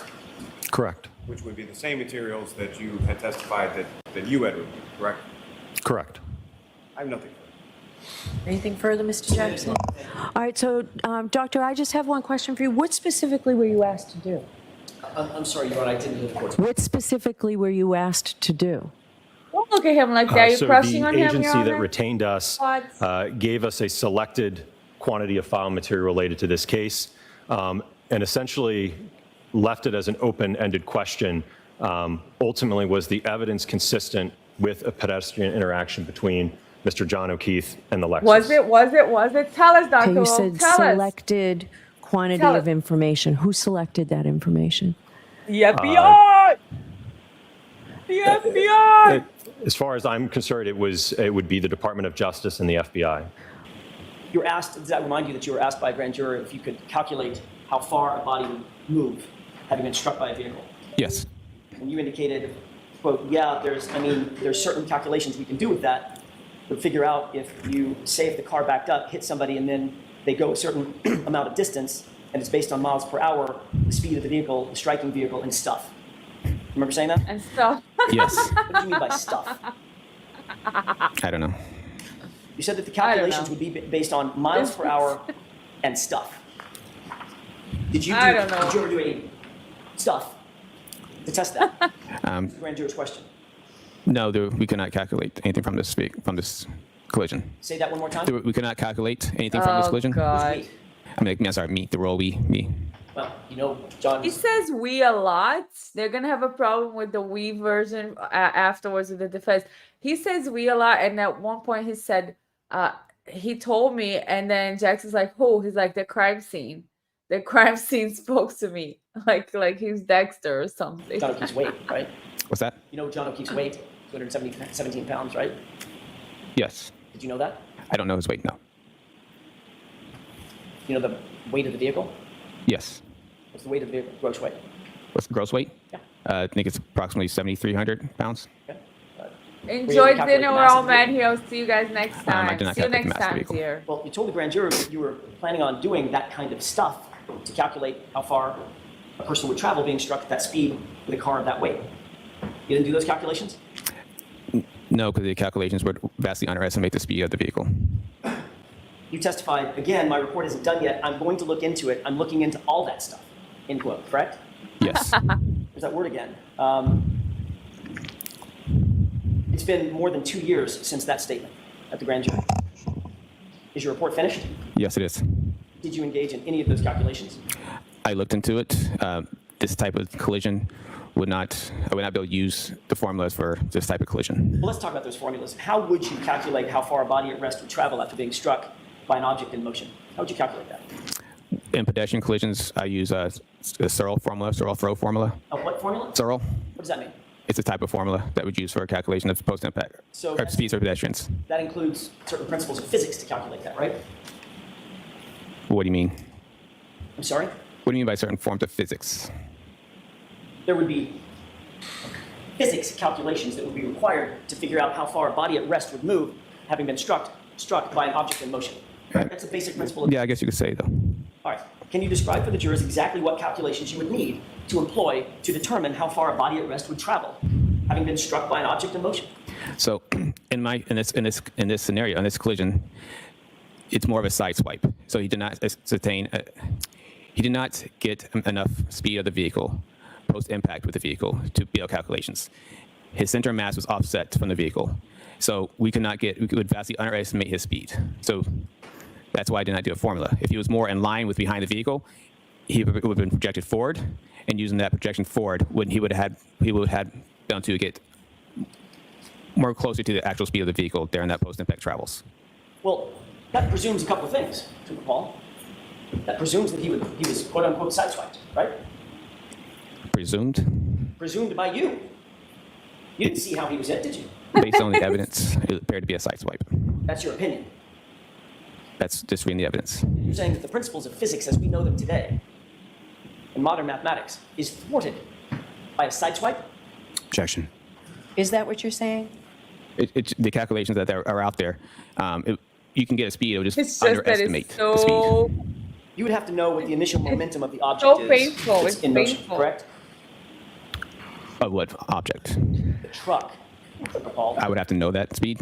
Yeah, you'd have to know what the initial momentum is, not speed, momentum. There's a difference. Okay. Is Right? there? Would you agree with that? No. I want to cry. I want to cry after Triple Ball. I don't know. Wait, are you frozen? Sir, are you frozen? And so, Oh, there you go. and again, Doctor, what your opinions or ultimate conclusions are, whether they're Yes, yours raise or your Dr. hand. Wolfe's or a Ah. combination of the two. It's Right all here. limited based on the information and the evidence that you received, correct? It certainly is based on the information that we reviewed and listed in our report. Yes, sir. Now, as far as It was so painful. For the- I don't know. mandate or from the agency that hired you, were you asked to answer a specific question, or were you asked to just do an analysis based on what we sent you, or how was that put to you as far as what you were doing? There was a specific request that we were asked to perform and to evaluate in this case. And specifically what I'm asking, sir, is there's an analysis in there of whether or not the injuries to the back of Mr. O'Keefe's head could have been caused from contact with the vehicle, correct? That is part of my analysis and opinions, yes, sir. And were you specifically asked to address or answer that question by the agency that hired you? That was one of the questions I was specifically asked, yes, sir. I have nothing further. Anything further, Mr. Jackson? Your Honor, thank you. All right, so, Doctor, I have a couple of questions for you, sir. So regarding this specific request, what were you tasked to do specifically? So specifically overall, I was tasked from the biomechanical standpoint to determine or see if it's possible to determine how the injuries in this case occurred. And part of that was determine whether the injuries, the head injury and the arm injuries resulted from contact with the Lexus in this case. Okay. And regarding all of your prior testimony, a good deal of it seems to be in depositions. Any of those in Massachusetts? There's a couple, I believe. I've testified at trial in Massachusetts, Okay. Middlesex Superior Court. Do you know where that might be? I do want to look at that. I can. I want to look at that because it doesn't look like you're qualified enough, doctor. I want to look at your credentials because Trooper Paul was here the other day and he took some classes and his classes were amazing. I'll find it for you. Maybe a couple of months ago. Was it in a criminal case or a civil case? Oh, it was in civil case. I Okay. think, let's see here. I think, yeah. So let's see. There was one November 14th, 15th, 2023, Middlesex Superior Court. That was probably the most recent one. Okay, what number is that on there if I want to go that back and look at it? That is number 310. Thank you. Is there another Massachusetts case? Oh, I'm sure there are because I know there's some from earlier Look at in my her. career. Oh, it pisses me off. Let me see. Yes, Vivi. Wait, I'm gonna pause. Vivi, it grates my nerves how Lolly always starts a question with now. He coughs and grunts. He does the heavy sight.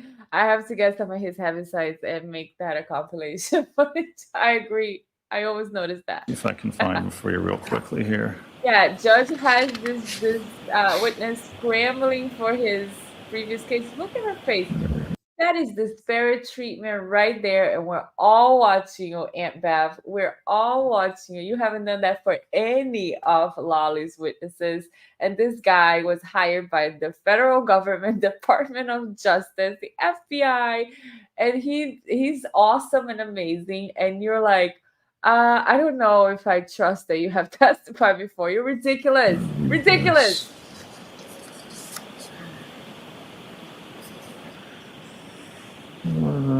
Jackson was Air Force mechanical engineer, became, yes, that's what I heard. That's amazing. And then he was so mad because this guy doesn't know basic math and laws of physics. Right. I don't know, but hey, I'm not testifying as an expert. I blame Lolly. He could have easily hired another expert to back up his findings. He said he blew his budget on tech experts to exonerate Jen McCabe. Exactly. That is very strange, the amount of work that he is doing to just, just defend Jennifer McCabe. Oh, there's 68. Otto, Bianca, you're making me want to call my hairstyle to lighten my hair after darken. No, I love the hair color. My hair, same length. No, my hair was black, and it took forever for me to lighten my hair. At first, it turned red, and I was like, no, I wanted highlights. And it turned red, and then, it takes a while because it was so dark. But I'm sure your hair is beautiful. I'm going to post on the description or somewhere, Facebook, at X, right, Twitter, whatever, that you guys can follow me. Maybe that way I can see you and, send you messages when I'm doing the lives, because I don't know how else to let you guys know when I'm doing the lives until we have a more consistent date. But okay, let's go back to the guy. I'm gonna The guy, put you at sorry. Worcester. Worcester. Is that a civil or criminal case, doctor? That is a Look at civil that. case as well. Okay. What year was She's that? like, Oh, it's that civil? one was I'm 2012. dealing with criminal only. Any others that you think of or you see? There Are may you have trying been to a be couple charming, others. I Bev? don't recall off the top. All right, I'll go through it more closely. I Sure. appreciate you saving me some time. Oh yeah, you're Absolutely. gonna do a detective job to see if this guy is really qualified, right? Go through it more closely. Go through it more closely, Aunt Bev. Go through it. This guy's probably laughing. He's like, "Oh my God, this witch is like literally questioning." All right, my any credentials." questions based on my questions? Oh No, thank no, you. we don't have any questions based on your questions because your questions suck. So nobody has any questions based on your questions. Bev. No. All right, you are all set, sir. Thank you very much. Thank you, Your Honor. Hold on. Let me read some of your comments here. So this one, where is it? Rachel Ann. Bev is literally trying to dismiss the premise of his degree and his entire career. Keep in mind, this guy works with advanced crash test dummies, NHL, military, and more. Yes, when he was explaining about I'm going to butcher this whole thing, but when he was explaining about what happens with the cars when they are over there in Afghanistan, the MV. Okay, I cannot. I'm like super Paul right now.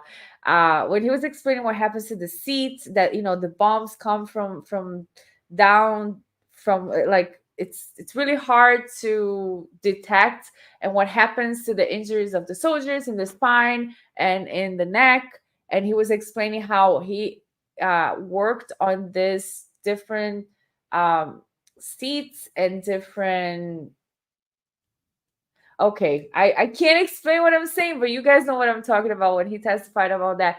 I was like, that's amazing. He takes something and he understands the injuries, and then he goes and mechanically builds something to improve the injuries or to protect the life or reduce the injuries. It's really amazing what he does. We're gonna have a great time when he actually testifies, God willing, he does. Sharply opinionated. They want Jennifer McCabe covered so she doesn't sell out on the two Bryans, I think. Those people are just, they're just. I have a lot of empathy for people mostly, and I try to leave, the younger ones alone, kind of. I did a video on Colin, but anyways, I wasn't so hard on him. But the Brian Albert guy, he's my least favorite, as you guys know. He's the worst for me. Gitmo Holiday. She wanted to look into his former cases so she could recuse him from this if he knew certain people. Yeah, I'm sure she does. I'm sure she's just trying to find out. Just give me one reason, right? I mean, she hasn't done that to anyone else. OMJ says she's flirting. I'm like, that's flirting. I'm not here to judge. I'm very awkward too. So I'm awkward at flirting as well. But she's like, let me doubt your credentials. Do you want to go out later? Do you want to go have a cigarette outside? Sharply opinionated. If they get Allie for perjury, Jen will sing like a canary to save her daughter. Unfortunately, sharply opinionated, all the attorneys that I watch say that perjury is a very difficult charge. It almost never happens because the person has to lie, has to like get caught lying, then has to like go lie again or something. And it's really, really hard to catch. So I think we got a little bit more on the expert. So this is Trooper Paul explaining his whole little diagram here. It's probably a good 30 feet from the pedestrian's final rest, correct? She's flirting. Yeah, that's about right. That is the furthermost IMJ. in this diagram, Hilarious. the furthermost piece of debris on the diagram, correct? Correct. So now, your testimony changed that this, in fact, is the area of impact. No, Why not? because it's just a piece of debris. I'm talking about the path. You follow the path of debris field. Debris can move and change. The debris doesn't fly backward, does it? I'm saying you pointed to like just the fire hydrant as the area impact where the debris, where that one piece of plastic was, saying that's the area impact is right next to the fire hydrant. Are you asking me a question? Yeah, that's what you said, right? I'm asking you. I'm making sure I'm understanding what you're saying so I can answer the right. Ask the question again, Mr. Jackson. In fact, you indicated on Friday that your analysis of the area of impact was predicated on, based on, the furthermost piece of debris from the pedestrian's body that you were aware of, which is right there, red plastic B, correct? I said you said earlier with the linear equation. I mean, it might have moved it over more, but it's the debris, the start of that debris, and what that is, I can't say that's definitely the point of area impact or the point of impact. I cannot say that is the point of impact right there. You just kind of follow the linear path because they have to follow in a direct path that way. Okay, so now that's exactly what you said under questioning by Mr. Lally, wasn't it? Objection. Sustained. Didn't you say on Friday that you determined the area of impact for Mr. O'Keefe, the point of impact, was red plastic B because that was the furthermost piece of debris you were aware of from the final point of rest for Mr. O'Keefe's body. Isn't that what you said? I don't believe that's my exact words. Okay.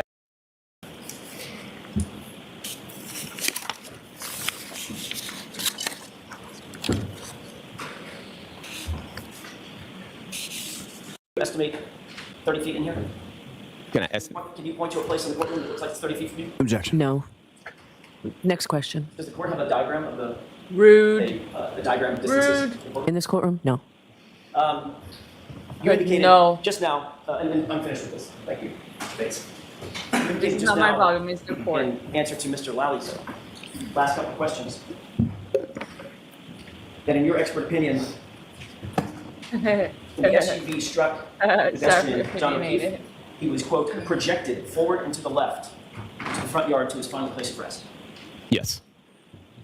So your Projected forward. expert testimony is that John O'Keefe was hit with the SUV and flew 30 feet. Projected mean like he, I don't say he flew all the way there. He was projected in that way. He got pushed forward in that direction. You, the evidence that you have in front of you is that you get hit, fly 30 feet, land where he ended up in his final rest, right? Objection. Sustained. Ask it differently. Why is that Based on an your objection? expert Closer to opinion, the actual speed of the vehicle. you believe that he was projected through the air to his final rest place. That's not what I was saying. Well, you said there's no evidence that he rolled. Tell us And there's what no you're evidence that he saying. flew through the air either. Exactly. Right? Exactly. Objection. Sustained. Should be a song. Objection. Sustained. Objection. You said on Friday that New York. How do you suppose that Mr. O'Keefe, in your opinion, held on to that glass cup that was found right next to him over the course of 30 feet being projected? Objection. I'll allow it. Do you have a theory on that? I don't know. I mean, it just could have been with him the whole way. I don't know. I wasn't there, so I don't know how the glass stayed with his body and went with him to the final rest. So I mean, it's just common sense. You have to believe that it was in his hand. He held on to it the entire time it was being projected 30 feet. Right? It's possibly, it could have been in his hand. It could have been tucked next to his clothing. Could, Did you say tucked in? I mean, like, could have been next to his body. So when he projected, it made the glass was with his body as it was also flying. So there's a number of reasons why the glass, because it also got projected with the body while he was holding it. I thought you said on But Friday. you're supposed to you tell disagreed us the with me that people reason. drop things. Beyond a their reasonable head. doubt. Yes, body, not everything, it tends to fly off. I mean, some stuff flies off, some stuff will stay on. I see. It's not uncommon to find a piece of clothing and stuff, that you find at the scene. Piece of clothing? Like clothing, like shoes, like shoes and stuff like that to come off the body during a pedestrian Maybe it was crash. a Velcro cup. I know, I'm just saying, Get you asked me, you said Mohammed. I'm just responding to what you said. And trying to make sure you understand what I'm saying. No, I We don't. don't. But I'll ask I you a question. don't. I don't. Depends, depends on where it is. Well, it was under his body. Okay. I don't. I How do you don't. account for that? He held onto his cell phone with one My hand. theory, what's that? Yeah. Objection. Sustained. Ask it differently. Objection. His cell Sustained. phone was found Objection. under his torso, Sustained. Under his body. What's your theory on how that cell phone ended up flying 30 feet with him? It just did. Just did. And somehow, as he landed, tucked that cell phone underneath his body, so he landed on top of it. It just did. That's the evidence at the That's scene. his explanation. I didn't put the evidence there, so. Well, you didn't. Well, you didn't. Oh, sorry, I talked on top of Jackson. That was even I'm not good in physics and mathematics, and even I understood what he was saying. I was like, what? No, Paul, no way. So let's see what you guys are saying, because that was difficult to watch, right? Queen Olive, hi Queen Olive. Every accident this guy has investigated needs to be investigated again. It just happened. It just did. I don't know. There you go. Sharply opinionated. Yeah, you did say that earlier. There you go. Just did the bingo. Well, you didn't. Then we have Rachel. I struggle with the feelings of empathy I have for this guy. Okay. I feel like he's a good guy, got bullied, doesn't know the limits of his knowledge, but then he continues on the stand for this. Yeah. See, I don't know. Some of the witnesses, I feel like they might have some type of disability or issue. I don't know if he has or not. I know he has a speech impediment. It's very difficult to understand him. He speaks very fast on top of that. So I was like, okay, don't look at that, because I don't want to be judging anybody on that type of stuff. But maybe he's in, I don't know. That's why from my intuition, I had a little bit of empathy for him because I feel like he was put in a position, the state police put him as this as leading this department and training other people. They told him he's qualified. All you need to do are these classes. So I did feel a little bit of empathy because now he's in a position where he's being tested from all of that. And he understands that he doesn't know what the heck is going on. I mean, he's smart enough to pass these classes. So I'm sure he's smart enough to understand what happened to him in this courtroom. Like, he was humiliated, not in the way Proctor was humiliated, but he was humiliated with his knowledge. I don't know, but I get it, Rachel. I get it. Iris, Paul to put before the wait, you had said something else. So let me see. Does it start here? He trusted and respected and was betrayed. Paul, I probably have, this is not the right comment, but anyways, Paul to put before the jury that her SUV data supports a pedestrian was struck in reverse at 24 miles per hour. That's insane because, I did a video of the people who were, because I did a video, it's insane. No, I did the video of all the witnesses, all the people that were there. Presumably at the time the SUV was there. And you know what's weird AF? That Proctor didn't interview them. Ryan Nagel, Julie, the people that were there when the SUV was spotted, they were not interviewed for months, some for years, some never. And that's insane. So you're saying that a car reversed at 24 miles per hour, hit him. There was a glass that broke. He spun around. He fell. She continued reversing. Then she left and nobody saw a thing. It's very strange. Very, very strange. Jessica, he could have said, no, I will not lie or testify when I have no idea what I'm doing or talking about, but for the money makes the years more important, what you said and wrong. Sure. But here's the thing. I'm trying to give him the benefit of the doubt. I'm not sure if he understands what he's doing, because he was given this specific scenario by Proctor. This is what happened. This is where the car hit him. This is exactly what happened. He was given this scenario. He wasn't asked to reconstruct the possible outcomes, the possible causes like the other doctors are. He was just like, this is the scenario. Now explain to us in like a map or something how that happened. So I don't know. Sassy Pants, I don't know how much empathy I have for he had, wait, don't go comments. He had to know what he put on paper was ridiculous. It was still all right, guys. I'll submit no empathy for Trooper Paul there. No empathy. Brian Carmen says, stop laughing, Bianca. I'm sorry. Okay, I'm gonna try to be serious and just watch. Just watch. Ask Bob. Coca was in the CEO's home. He had a wall covered with an intense picture of the explosion. Seemed weird. Okay, this is like between you guys. Sharply opinionated. The look on Jackson's face as he's listening to this is probably the same look he has on his face when a 3-year-old is explaining stuff to him. Exactly, but a 3-year-old makes more sense.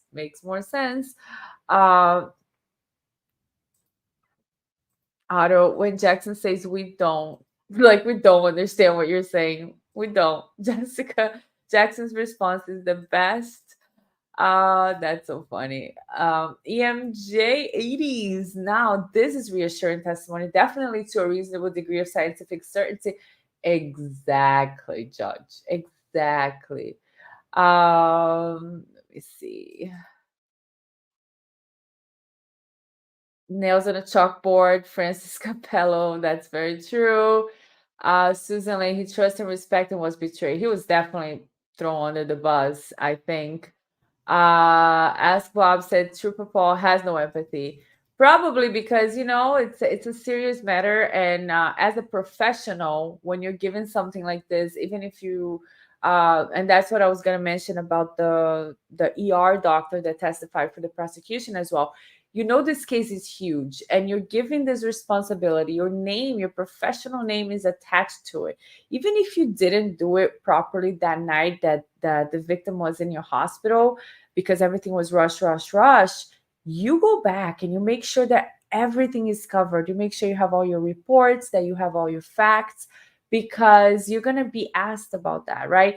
And it's important because there's going to be it's going to be a part of an investigation. Of course, you should do that for everyone, but especially, they're going to ask you, and you're just like, I don't know. No, I didn't. I don't know. I don't know how it happened. The body was found like that. That's what I was told, and it just did. It just did. Otto says he's afraid of Procter and Company. Bottom line, he wants to keep his job. Could be. He's the weakest link. Yeah, there's a lot of weak links in this case. That is for sure. Rachel, and speech impediments get worse or come out when you're stressed. That makes sense generally. I do the same, but like, come on, your word could take the life of a person. Yeah, she's facing life in prison. She's facing the rest of her life in prison. She's a young woman, and that is no joke. So yeah, sure, you are an expert witness, but you also have the ability to say, for this, I won't put my name there. Like, I live a professional life as well in real estate, and I have to follow the rules. I have to have ethics and all of that. And if it means that somebody wants me to bend the rules or to do something incorrect, to put my name attached to that, and I'll make money off of it, I'm like, no, I'd rather lose it, because my name is more important than any of this, right? One little money that you get here is not going to pay for your reputation for the rest of your life. So exactly, be careful out there when you just accept to do things because that's what the superiors tell you to do. EMJ, but then he dug in and couldn't even accept the common sense theories being put to him. Jessica, he could have said no, not lie. Okay, I already read that one. Gitmo, he probably has very curly red hair, and Lolly told him to shave his head to look like a serious trooper. I don't know if any guys saw my slide that I made the other day on the troopers, and I compared them to the observers from Fringe, because Fringe was a show a while ago, and they had these guys that come from the future, and they just observe humanity. They're called the observers, and they're all shaved. Their heads are all shaved just like that. And him specifically, he reminded me of them because of the way that he speaks, because he seems like da da da da da da da da da. I'm ready for my report. Everything is so proper, and it really, really was funny to me. Let me see what else, and we're gonna go to. I think this is the last one. If I have anything else, let me see. Round 3, I should have another judge versus the attorneys closing out the day. So let's hear how Judge Bev closed out the day. Round 3, Jackson against Judge Bev. I'll hear you on your motion. Your Honor, essentially what Commonwealth was seeking and had been seeking was just in reference to that, as far as who did what and who was responsible for what and what were the items reviewed, and is that the totality of it? There's a date on the report. I don't know if that was a date as far as when it was filed, when it was opinion was rendered, when that was provided, what was provided to them in the course of their analysis. So I think very simply what the Commonwealth had been seeking for the most part was covered today. Okay. All right. I have some questions as to the scope of the testimony. So this is where she she inserts herself, because the Commonwealth had just said the questions we had were to the aspect of them being we, and we did this and we did that, but now apparently these questions have been answered, and she's like, but wait, I have questions on the scope. Maybe they can't testify to everything. Lolly, let me do your job for you. Of the witnesses. Absolutely despicable. So, Mr. Jackson, behavior. you intend to have them testify consistently with the report, everything covered in the report, and the conclusions, all 4 conclusions in the report? All right, Mr. Lally, what's your take on this? They were good 5 seconds ago until you inserted yourself. What if anyone did anything? What if, how, if anyhow? I don't think they're qualified to testify to. I don't think either of them is qualified to testify to that. That's more of an area of forensic pathology. What do you say to that, Mr. Jackson?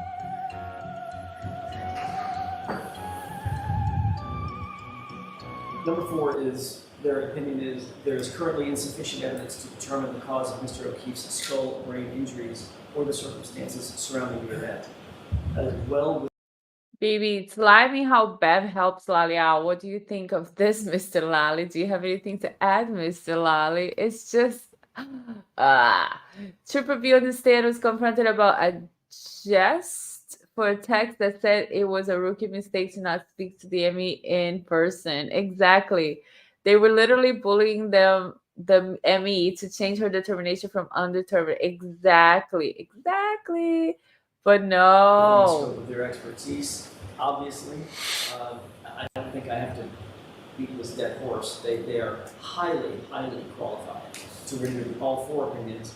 And if the evidence in their opinion, their expert opinion, to a reasonable degree of scientific certainty, which is what's evidenced here by the report, is that there is insufficient evidence to determine the cause of Mr. O'Keefe's injuries, then that is an opinion that they are well within their it's well Look at you, Natty. What they can testify to. That's their opinion, that's their conclusion.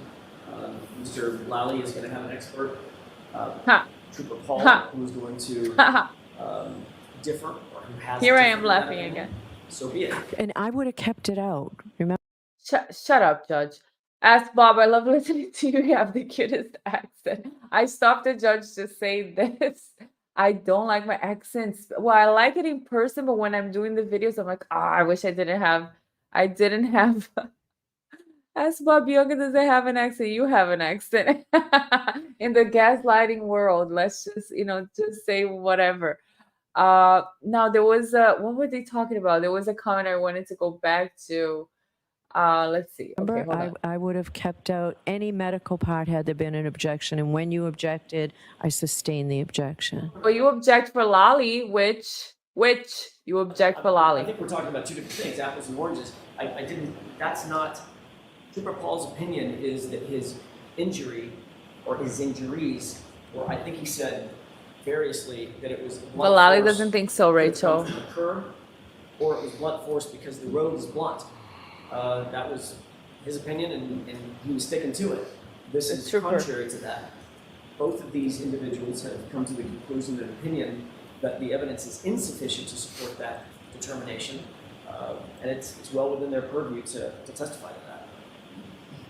If I may, I don't think that's their actual opinion. I initially didn't think of it in these terms as it's phrased on the cover page of the report. If you look at the actual opinion I and was findings, looking at the last page. Are they the same on the front and the back?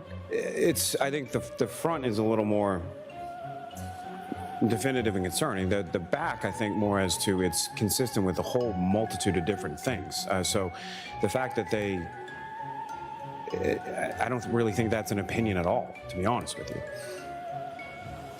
All right, I'll take a look at Wait, this what one. did he say? I don't think that's an opinion at all, to be honest. So here is his argument. I don't think that that's an opinion at all, to be honest with you.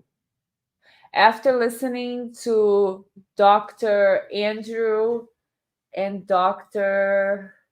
Daniel Wolfe, Dr. Daniel Wolfe, that's what Lolly says. I don't think that's an opinion at all. To be honest with you. And she's like, oh, I'll take that into consideration over the weekend, Lolly. That's fantastic. Do you need more time? What do you need, babes? What do you want? How much time do you need? It's not your fault. It's not your fault, Lolly. We're not blaming any of this on you, Lolly. It's all Alan Jackson's fault. Don't worry. We'll give you plenty of time. Closely, give you a decision Thursday. All right, I did not expect it to go this quickly. We could have had the jury here, but I'm sure you all could use the afternoon to prepare. All right, And Mr. you could Lally, use let it me know too. Thursday if you need. Are you ready to go forward at least with your case on Thursday? Oh, yeah, sure. Let me know Thursday if you need additional time. If I let Dr. Russell testify, how that impacts our schedule. Absolutely. All right, but I don't want that to be a concern of yours, how it impacts the schedule. That's my concern. I just need to know. Look at Karen's face. Karen's like, freaking A, So, anything man. else?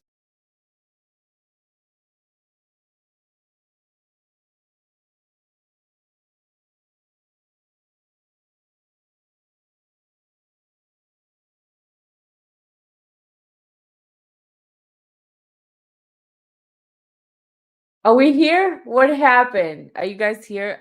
I think my stream was like crashed.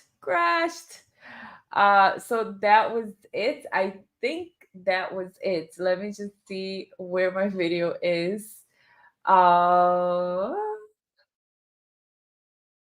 Okay, here we go. That was all, guys. We're getting to the end, and we're getting to the end. Yeah, the judge is unbelievable. We have a long way to go with this judge. We don't know what's gonna happen. Let me see here. Just make sure that this was the last one before the computer crashed here. I don't really think that's an opinion at all, to be honest with you. Right. And then she All right, says, I'll take a look at this more closely, give you a decision Thursday. okay, whatever you need, Mom. Okay, we'll see you Thursday morning. All right. Yeah, we'll see you tomorrow, lady. We'll see you tomorrow, and everybody is watching you, and Judge Bev. Everybody's watching you. So please do the right thing. Make the right call tomorrow. So guys, thank you so much, everybody, for showing up. That was amazing. I guess 5 o'clock is a good time for everybody when we're going to do these long lives. So we're definitely going to keep an eye on that. I'm going to be releasing 2 videos. They are like recorded. It's like a summary from days 16 to 20, summary from maybe 21 to 25, something like that. Has some nice clips as well. Check it out. If you haven't seen anything from this channel yet, please check out our previous videos. We have body language on Colin Albert, on Brian Higgins. We have over 3-hour video on Brian Higgins. We have summaries. We have the Mike Alberts. We have a lot of fun, most importantly. And I'm so happy that you guys are coming back. It makes me so humble and happy, really, that you guys are here. Let me just see the last. Okay, the comments were not loading, but here they are. Bibi says, I think she wants to look like she's considering things, but I don't think she actually keep the experts. She risks if she does, then she risks reversible error. Absolutely. Sassy, thank you so much. Your streams and content are always so spot on. Thank you so much. Same handle. Yes, so Bianca MMM. So 3 M's, mind, meditation, motivation, but just Bianca MMM. I'm on Twitter as Bianca MMM. And Facebook, I think I'm going to create a page for that, but I have a Bianca PS, B as in Peter, S as in Sam, Facebook. If you guys want to add me there, at least the people who are always here on the channel, so that I can just send you guys messages through there. Thank you. I mean, really, it really makes the live so much better when you guys are here. EMJ, thanks, Bianca. UK friendly, well, reasonably, and worth the late night just for the laughs. Thank you so much. You're awesome. Jessica Souza, have a great night. Good. Going to send you a video. Oh yeah, okay. Send me there, Sharply Opinionated, for sure. Can't wait for your next live. Say hello to the chat when you watch EDB. I always do. Otto, Ask Bob, all of my friends. Guys, thank you so much. Have a great evening. Tomorrow, great day in court, and I'll keep you guys posted on the next videos. Have a great one. God bless.